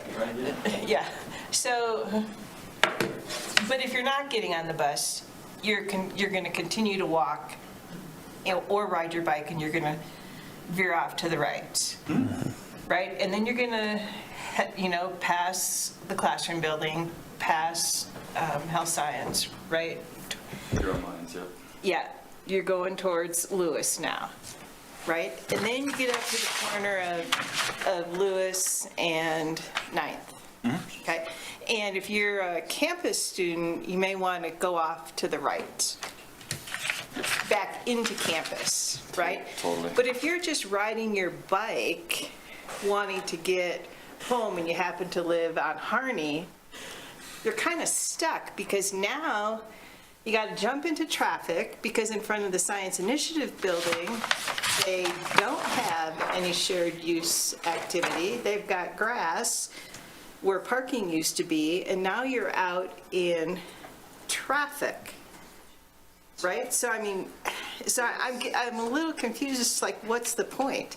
Because if you're wanting to take a straight shot down 9th, you're not going to hop on the path in the first place, right? I mean, because once you get to Ivinson, or once you get to Lewis and 9th with the Science Initiative building and no parking, you're not even gonna hop on that path if you're on a bike and you wanted to go more than just on campus. Mayor, Right? through you, Councilor Pierce, you're correct and incorrect. So the pathway on the west side of Science Initiative which is a shared use path by AASHTO standards, would align perfectly with this. So in your scenario, I'm on a bike and I'm heading north and I'm not turning into campus. If I keep going straight, I line up on a sweet shared use path and cruise right on by the Science Initiative building. Your exit point from that shared use path would be at the Bradley and 9th intersection, and there is a ramp that exits from there onto the 9th Street. So that, yeah. So that's 12 feet of concrete in front of the Science Initiative building, so you've... Technically, it's 11 there. We're proposing 12, but yeah. No, I didn't think it was that wide, but okay. So that's actually kind of cool then. I was getting all concerned that you'd have to hop off, right? Because it wasn't, well, thank you, Sam. Oh, Mayor, Councilor Pierce, you're very welcome. Though we did put a little bit of time and thought into this again, and trust me, I'm not an engineer. I just play one on TV, and I spend enough time with them that I think that we had good design professionals considering this, and it's meant to be an opportunity to, through a bunch of demolition, which seems to be my favorite thing to do, we want to put it back better. We want to put it back more functionally, but we don't have to. One, there was a motion that, City Engineer Jeff gave you a few options there in terms of what the motions are. If there's trepidation about this, just approve the license agreement for the utilities only. We'll put it back exactly how it was. 5.5-foot wide sidewalk, and we're gonna walk away. I will have no heartburn over that, because frankly, it saves me a bunch of money, and I can start moving next week. That's an option, but we're absolutely willing to invest some capital into this corridor and make it better. Thank you, Councilor Pierce. Vice Mayor Cumby. We're just going to work our way around, councilors. Thank you. I just would like some clarification, and that is wheeled vehicles that are allowed on a shared path, not that actually wind up there, but that are allowed, are which? I'm just trying to imagine which vehicles would be allowed to traverse this. Vice Mayor, I wager that is in his book. That is in this book, actually. Thank you very much. Through you, Mayor. So just kind of, there's two different things you can look at it to answer your question. Any kind of, the wheeled vehicles, we recently just passed that ordinance, just defining that in code. That would follow under what would be allowed as far as on a shared use path. There's a little bit of, in this design standards, there's a little bit of difference between the two systems. So a shared use path is one that you have both bicycles and pedestrians using. The minimum width for that per AASHTO is 10 feet wide. It can go wider if you have heavier use, that's not a problem, but minimum width is 10 feet. If actually per AASHTO, if you actually then want to separate bicycles and pedestrians, so bicycles are only allowed to ride at this location, pedestrians are only allowed to walk here, you actually then end up going with a 15-foot path because it is separated, and this would be more of a high traffic areas where you do that, and you have 10 feet for the wheeled vehicles and then 5 feet for pedestrians is actually how AASHTO recommends. And really those parameters, it's to allow for passing of bikes, to allow for pedestrians, things like that. Most of the places in Laramie, we're having pretty good luck with that shared use path of just the 10-foot. There's, bicycles can go around pedestrians, but they can also pass each other if needed as well. Go ahead, Vice Mayor. So I just want to clarify this. So bikes, what is the prohibition on motorized? So if it's a motorized bike, it's a motorized scooter, a Segway, skateboard, all of those. Is that all part of the shared pathway? Yeah, Your Honorable Mayor, through you, that would fall under the code revisions that just was recently adopted, and as long as those motorized vehicles are hitting those parameters, that would be allowed on the shared use path. Thank you, Vice Mayor. If it's classified as a shared use path. And if it's a sidewalk? Then no vehicles, no motorized vehicles, bicycles, anything is allowed per city ordinance. Okay. For a point of clarity, what would you, because I think the semantics might matter here, what is the term that you are using for the wider sidewalk, the sort of both sections? Are you calling that a sidewalk? Because I don't believe it is a sidewalk. What are you calling that, City Engineer? Honorable Mayor, for point of clarity, as shown between Clark and Ivinson on the plans that are being provided for the license agreement, I would classify that technically as a sidewalk because it's not being designed to meet AASHTO requirements. Thank you. Okay. All right, Councilor Newman. I think you just asked my question. I'm sorry to steal it from you like that. No, that's okay, because I'm kind of struggling with this a little bit too. So just because we're calling it a sidewalk, because it doesn't meet their standards, we can't have bikes on it. Is that correct? Your Honorable Mayor, through you, correct. You know, when I'm going to, as city engineer, I'm going to look to the national standards to define and look at that as from a safety standpoint. I understand what Mr. Farstead is saying and everything, how it is getting used. But if I'm reviewing and being tasked to approve something that is being installed in the right-of-way, I'm going to look to national standards and make sure that as a city, we're meeting those safety guidelines that is set up, so we're not putting an unsafe system into the city. Thank you, Councilor Newman. City Manager, before we move on, go ahead. Mayor, I just thought this might be helpful to council. When we use the terminology shared use path, when Eric uses it, it's not just some like term that, you know, you would bat about with your neighbor.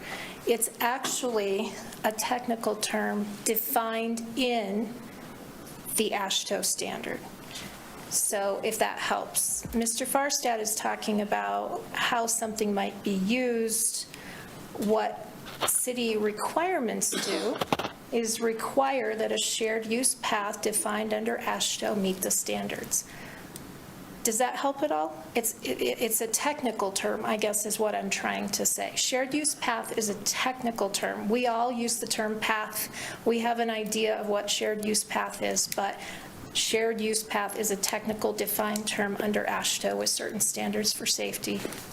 Thank you, City Manager. Yeah, and I think that was to the point of my question as well, is that I did believe it brought with it some requirements, to use that word specifically. But go ahead, Councilor Newman. Does it really matter what we call it then? Because I've been in this area and there are bikes on it now. So does it really matter what we call it? Because it seems like we have bikes on a sidewalk right now. So does it really matter what we call it? Mayor, I'd be happy to address that. I think, you know, it's like saying we're going to design a collector road versus a low-traffic local street. There are standards for the width of it, for all kinds of things. So I guess it's hard for me to say. Does it matter what the common man or what us lay people call it? Probably not.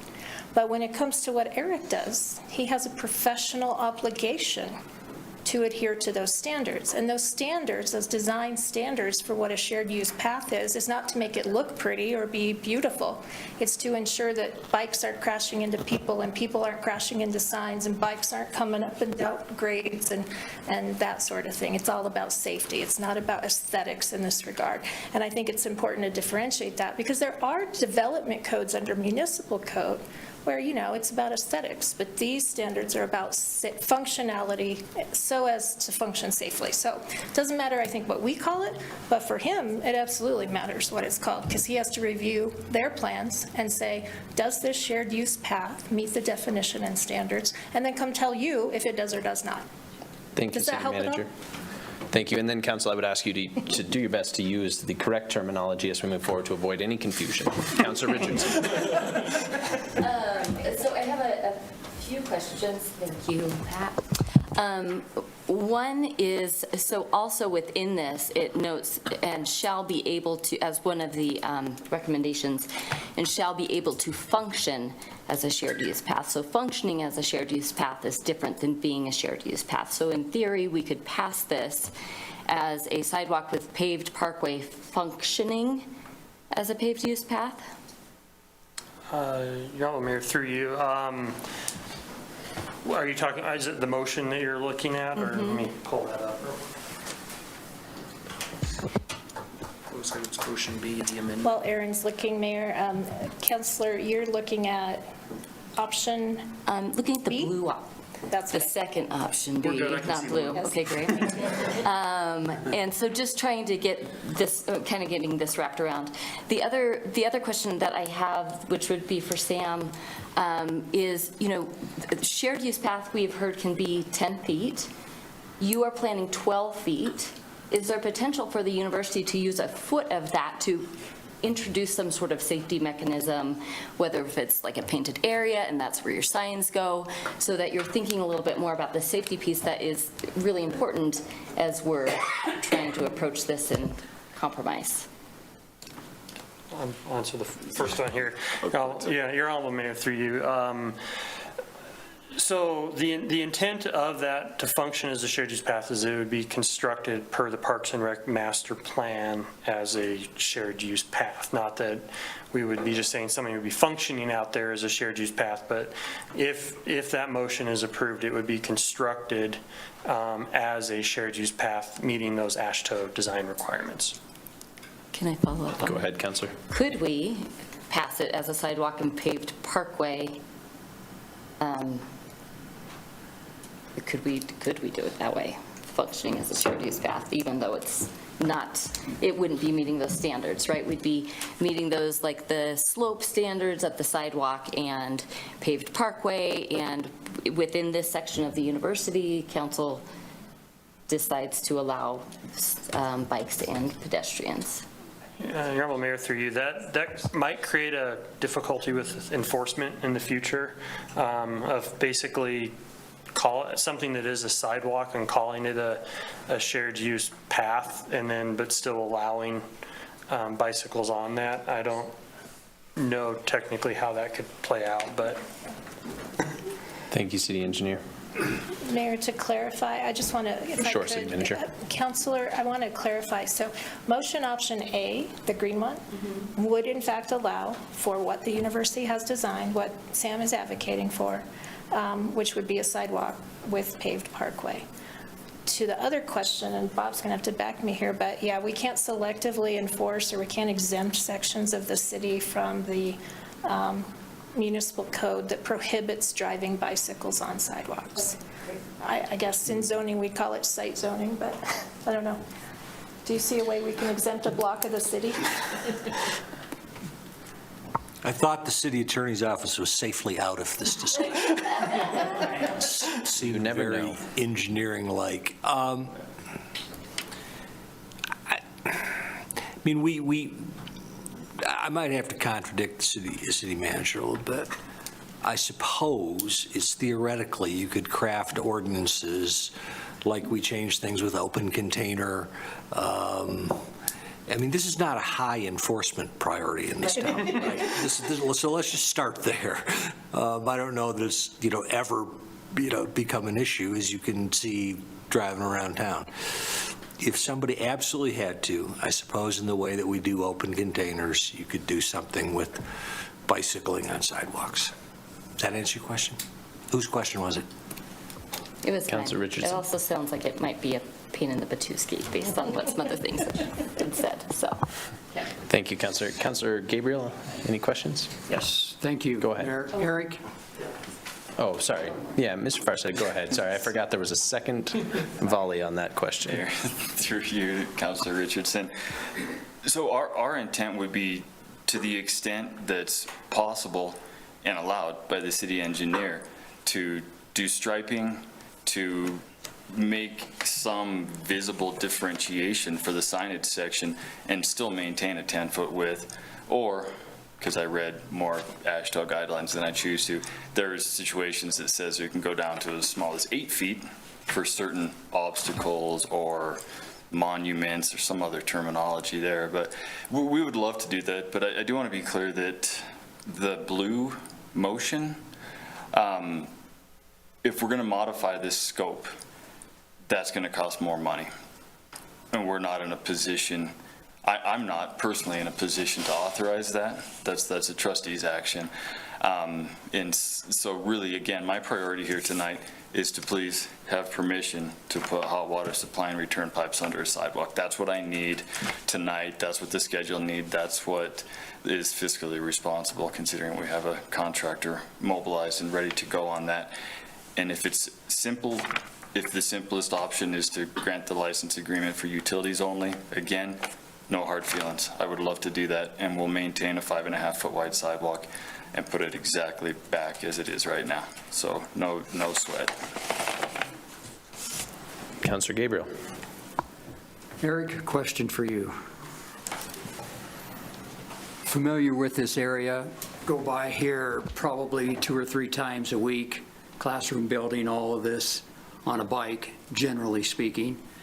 Has there been any discussion about, I think it's very important to have a separate bike lane similar to what we have north of Harney on 9th Street when that was reconstructed? Has that ever been thought about, of maybe lessening the width of what UW is going to do, but still maintaining some kind of bike path in that area? Honorable Mayor, through you, so just for my clarification, are you talking about an on-street path Correct. at this point in time? So out on 9th Street right now, and it might cause some little confusion, so along 9th Street, we do essentially have what we did north. It doesn't have the, I believe we ended up doing the double lines there, but we do have a bike path, an on-street bike path that does exist in this corridor currently. As that bike path approaches the intersections, we actually transition that to a sharrow. And what a sharrow is basically it's directing the bicycles to share the lane with the vehicles at that point in time. And we did that because there wasn't enough room to be able to keep that on-street bike lane through the intersections with the turn lanes and keep parking there. So the decision was made at that time to basically make that a sharrow to transition those bikes into there. But there is currently out there along 9th Street, there is that single white line that is kind of in this main corridor is technically a bike path in the street there. So does that answer your question on that? I just couldn't remember exactly what the path area was in that area. Yeah, it's basically through the area where the intersections are is where the sharrows are, and where the pathway is. Actually, when we went out and put that in, it came up several years ago, and if you ever really want to get engineering technical, those sharrows actually angle just a tiny bit to angle you back into the street and angle back in. Our street division manager and myself spent quite a bit of time out there making sure those angles were just right, and I don't know if anybody ever actually obeys them, but they are out there if you ever want to look at them. I might have more after maybe another round. Okay, sure. Council, we have a half an hour to wrap this up, and I would like us to get to a vote on this, given that the other conversation, if at all possible, we can extend to 9:30 with a 2/3 vote. But I would like us to go ahead with a second round of questioning at this point. Be brief if you can. Thank you, Mayor. So Sure. I'm going to skip my question about parking. We'll just Thank put you. that to the side. So the question I have is probably for the city attorney.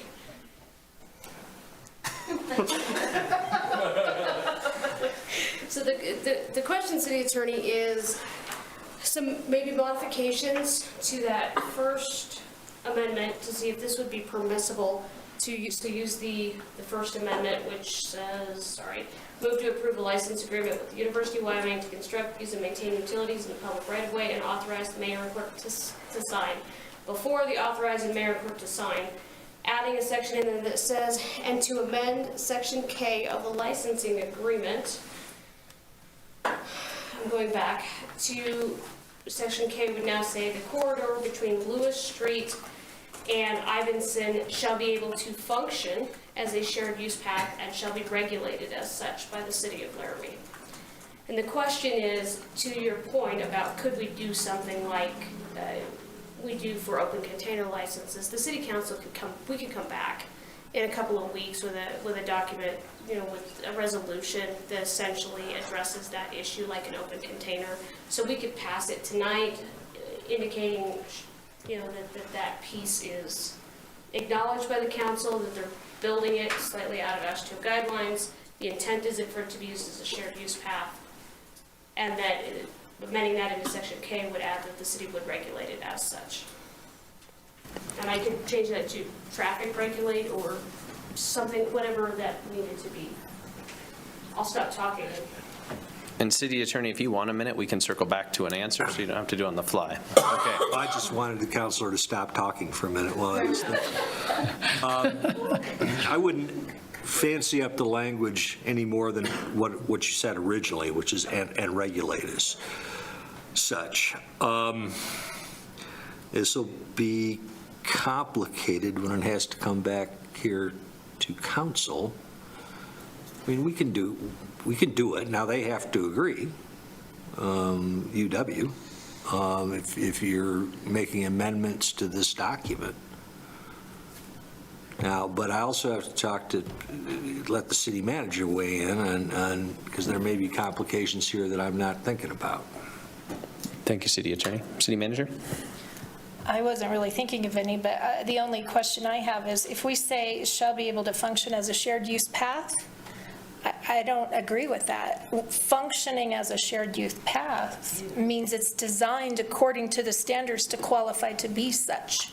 I think maybe what you would be better off saying is let it be built as according to plan, which is your motion A, and then y'all can come back in the future and amend city ordinance to allow bikes to be ridden on the university's sidewalks. But yeah, again, we're using terms as lay people that have strong meaning to professional engineers. Eric can't sign off that it functions safely as a shared use path unless they build it to those standards. Am I making sense? So I would say don't even put that in there. And I don't know, Eric, you're welcome to disagree. But I also would offer to you, I think, council, if we say something like function as a shared use path, when we know we're not going to have it built to those standards under AASHTO, we're creating a liability issue for the city, a big one. Councilor Somerville, please. So what if it is the corridor between Lewis Street and Ivinson shall be regulated as a shared use path?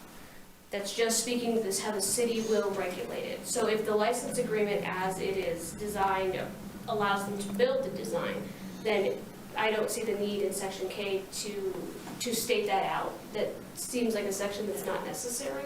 And now that I'm noticing that the rest of section K we should probably take out because it requires a transition ramp at Clark Street to allow bicycle traffic to merge back onto the bike street lanes. If there's if it connects onto the one to Bradley, I don't know that makes sense, but if we just take out shall be regulated as a shared use path by the city. Mayor, through you, Councilor Somerville, again, I think you can't regulate whether bicycles are, you might be able to, Bob will probably tell you, he'll find you a way, but I'm thinking, I'm the police chief, and I've got to send my people out, right? We regulate sidewalks being allowed on bicycles through a completely different section of code.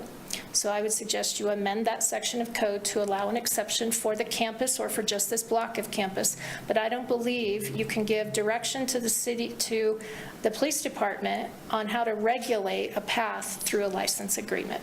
We need to amend ordinance, I think. Thank you, City Manager. One more Go ahead, follow-up Councilor. there, sorry.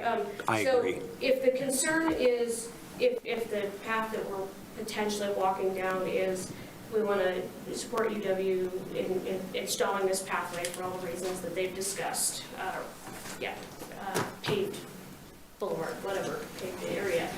And they need reassurances, so when they can start construction on Monday, they know what they're doing. If we can't, I guess, Bob, how do we do that tonight appropriately so that they have that direction and they can start construction on Monday if we don't want to change the wording of the license agreement? Councilor Somerville, could we just add direction to staff to bring back that amendment to code in our motion? City Attorney? Yeah, along those lines, I don't think you can do it tonight. I don't think that you can change the regulatory structure of our ordinances in a license agreement.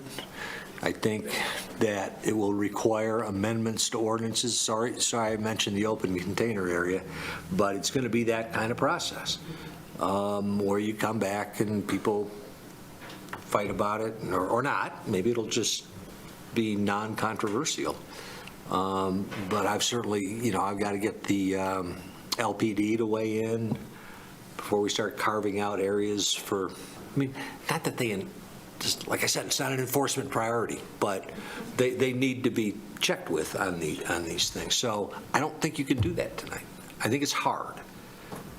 You're making a face at me. Can you think of a way? Well, Mayor, I guess the question is I want to find a way that works tonight that we can maybe fix in 2 weeks that allows UW to proceed. Councilor, could I add a point to this conversation? I think, I don't know what the university would think of this section, that it is it is different than the rest of the shared use path. Can we just make it a dismount zone where people walk their bikes on this path? City engineer? Yeah, Honorable Mayor, through you, I think as far as design and everything else, I think UW, talking with Mr. Farstead, doesn't care if this is considered at this point a shared use path or a sidewalk with a paved parkway. That's the way the license agreement is written. That, as far as design, doesn't necessarily matter of what is here tonight in as far as that initial design. If council wants to allow bicycles on here, I think, as our city attorney has been talking, could be that approach after and deal with that at a later time if they wanted to go that, if that can be approved. There's a risk there of how that could get approved in the future, if it would get approved or not.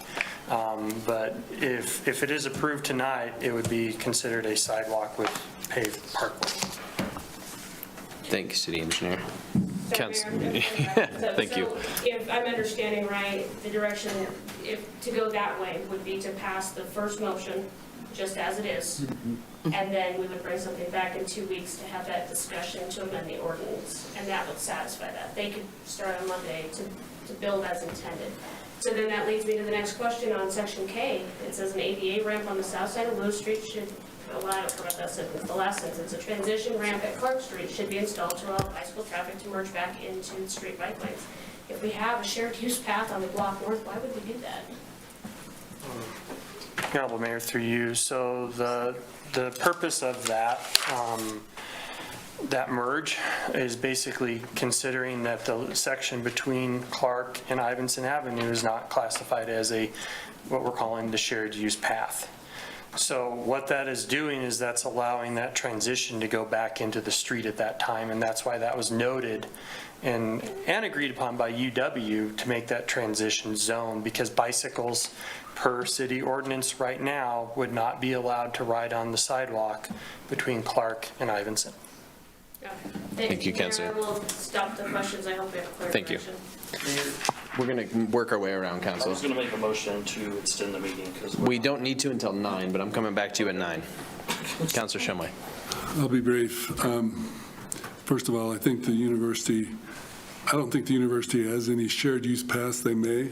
And if they do, I'd like to see what they look like, if they meet the AASHTO standards. And the other thing is, should we make the efforts to change so that we can have this as a shared use sidewalk path? Would the university put all over campus, all I see is these no bicycles in the sidewalks. Would you designate that as a shared use path if we went through the motions and did the effort to make that something that the university would have, where we would work with our staff and our attorneys to make that possible? Mayor, through you, Councilor Shumway. Absolutely. In consultation with our Director of Transit and in consultation with several people at the administrative level, effectively what we're seeking to do here is just take a corridor that's already used in a specific way and make it safer. So if we could formalize it through Bob to allow bicycles on that, that's a win for everybody. We'd put up a sign.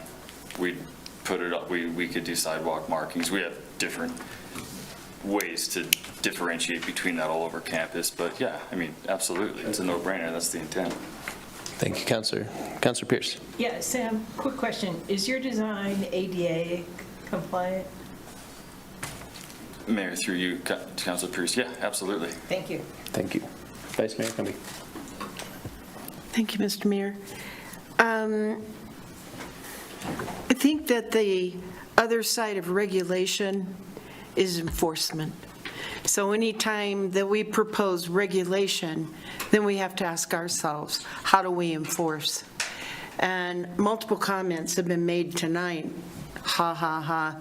Well, they already are riding the bicycles. They're already riding the scooters. Yes, they are, because we can't enforce all of the infractions and the dangerous activities that we see. People are speeding down the streets, people are running stop signs, but enforcement becomes an issue. I'm curious whether, I think the language is important, because once we call it a shared use pathway, and that's a terminology that's used within a national standard, then I do wonder about liability.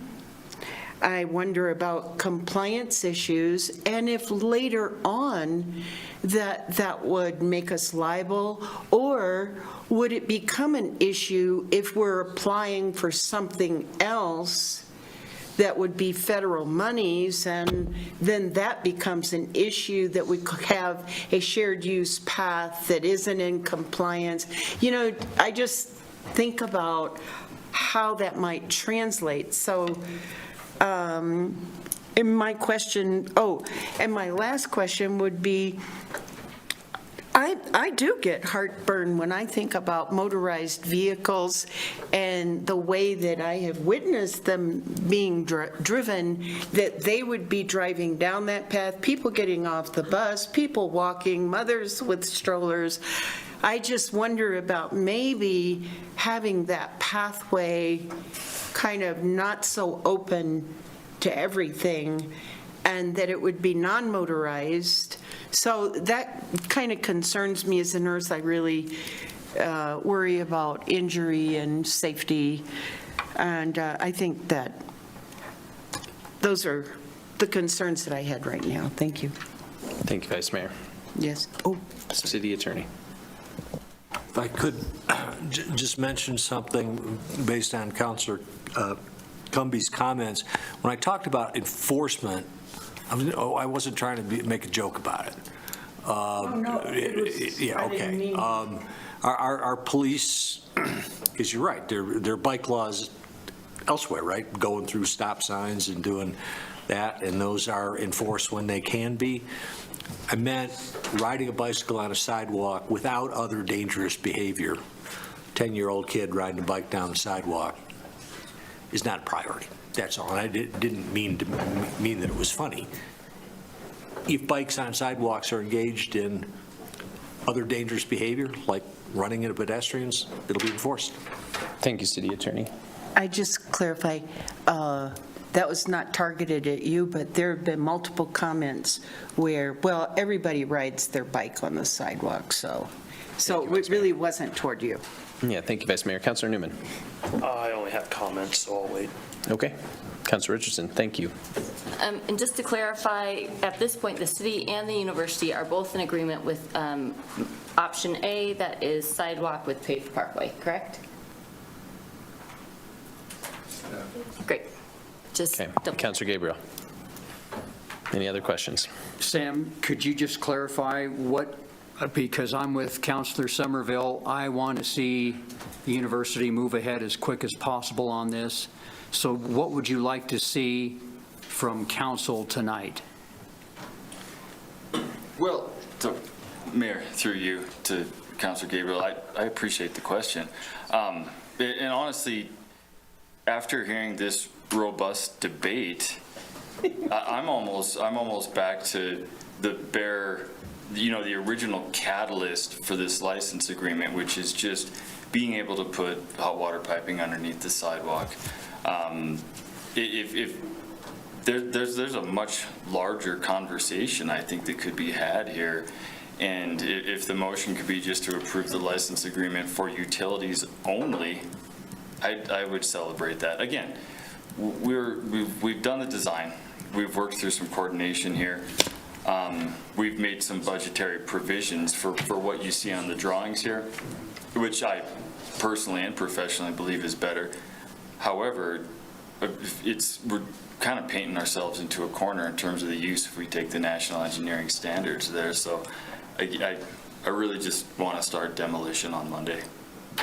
Thank you, Councilor Gabriel. And Council, to maybe move us to a motion, I would just say, I think I don't have a very clear sense of where the council is at. I mean, I think I have some indication, but I'm not entirely sure. But I'm going to kick that one to Councilor Gabriel to sort out. And, I think, Sam, you mentioned, a much larger conversation is to be had, and you want to put water pipes under.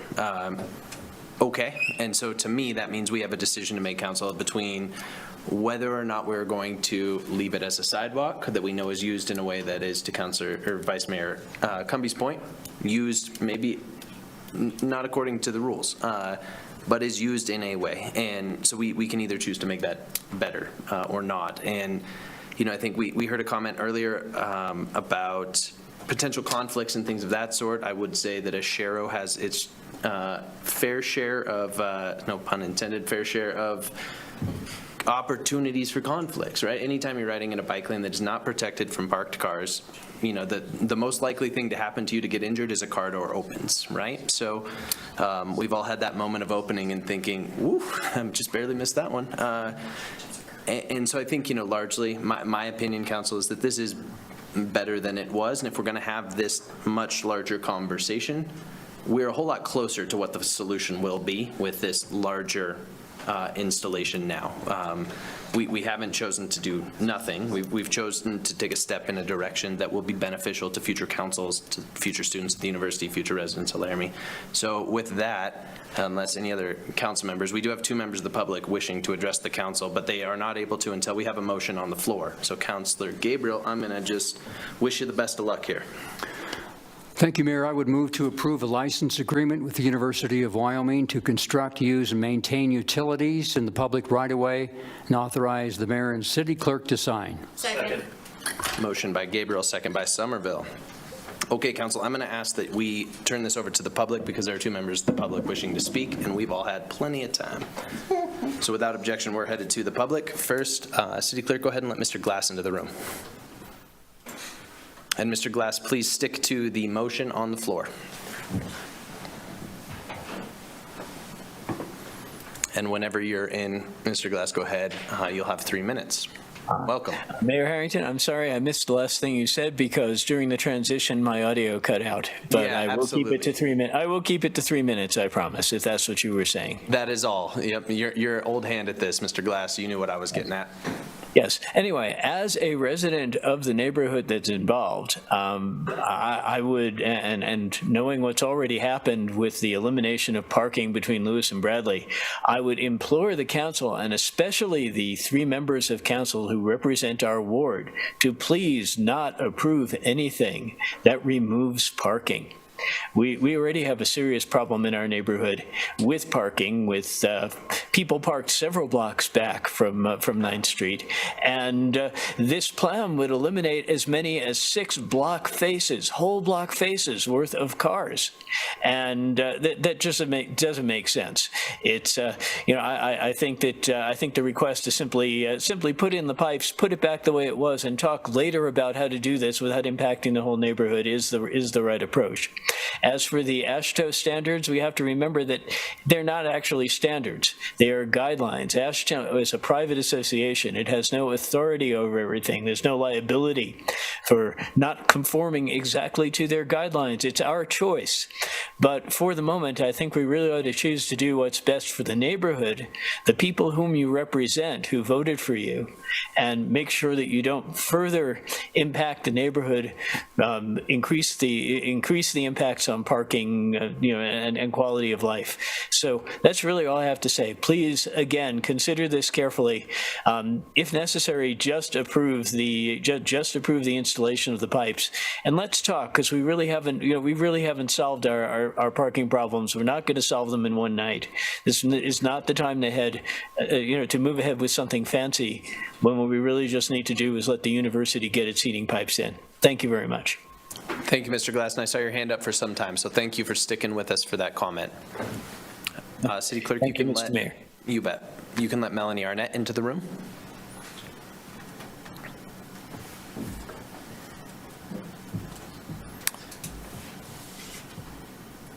Ms. Arnett, when you are ready, you will have 3 minutes. Hi, Hi, yes. I appreciate Mr. Glass's comments. I know how difficult it is with parking around the university.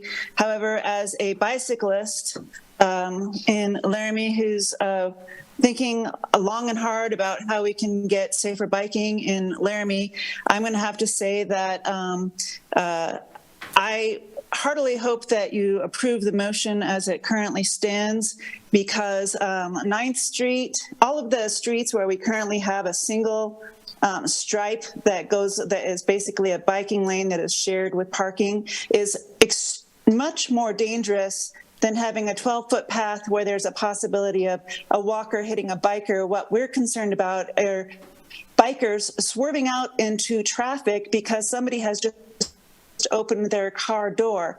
And so right now, confident cyclists can ride in the middle of 9th Street where there's a Sharrow, and that's great. But unconfident people cannot do that. And so they're going to be happy to have a safer place to ride or walk their bikes on the sidewalk with a paved parkway. And I'd like to note that there are other places in town where we have sidewalks with a paved parkway, for example, around the post office. And I'm sure there are other places in town. And I'd also like to point out that Mr. Glass is completely correct. These AASHTO standards are, in fact, guidelines. And the city of Laramie has not followed AASHTO standards in other paths that have recently been put into Laramie. For example, over on West Laramie, we have a two-way bike lane that has crossed multiple driveways for children trying to get to Linford Elementary. That is a much more serious safety hazard than what is being proposed here, which will increase safety, in my opinion. And I thank you all very much for listening to me. And also, I'd like to point out that I am the Traffic Commission person who opted to change my vote. During the presentation at Traffic Commission, I was not able to hear very well, and I also could not see the drawings very well. So thank you very much for your time, and I hope you approve the motion as it stands. Thank you, and thank you for sticking around so long to speak with us this evening. Any other members of the public wish to speak to this item? Okay, council, back to you all for any further discussion on motion A. Okay. City Clerk, go ahead and call the roll. Gabriel? Yes. Newman? Yes. O'Doherty is absent. Pierce? Yes. Richardson? Yes. Shumway? Yes. Somerville? Yes. Cumby? Yes. And Harrington. Yes. That is 8 yeses, 0 no, and 1 absent. Thank you, City Clerk. That item has been approved. Okay, City Council, we can move on to 19B if you all would like. Councilor Somerville. Yeah, totally. Here. They make great places. And great colors. See you, Sam. Okay. Let me look here who ended up with this one. Councilor Somerville, it would be item 16. Director Webb and City Engineer, thank you for this evening. Mayor, just a quick question on order. It would be my intent to introduce and then move to postpone, given the hour. Okay, sure. Session. Please. I would move to approve original ordinance number 2058 on second reading, amending Laramie Municipal Code Section 9.16, regulating handbills upon private property when nuisance declared. Second. Okay, motion by Somerville, second by Newman. Councilor Somerville. Thank you, Mayor. Just double checking my dates here. Okay. Second. Yep. Thank you. Mayor, I would move to postpone this item to postpone second reading of this item to May 2nd, 2023. Second. Goodness. Motion by Somerville, second by Gabriel. All right. Any questions, comments on the postponement? Okay. Any members of the public wish to speak on postponement? Seeing none. City Clerk, you can call the roll. Gabriel? Yes. Newman? Yes. O'Doherty, absent. Pierce? Yes. Richardson? Yes. Shumway? Yes. Somerville? Yes. Cumby, Yes. and Harrington. Yes. There's 8 yeses, 0 no, 1 absent. Thank you, City Clerk. That item has been postponed. We will open up public comment. Council, we made it just in time to open up that public comment period. Any members of the public wish to speak to the council, raise your hand on Zoom.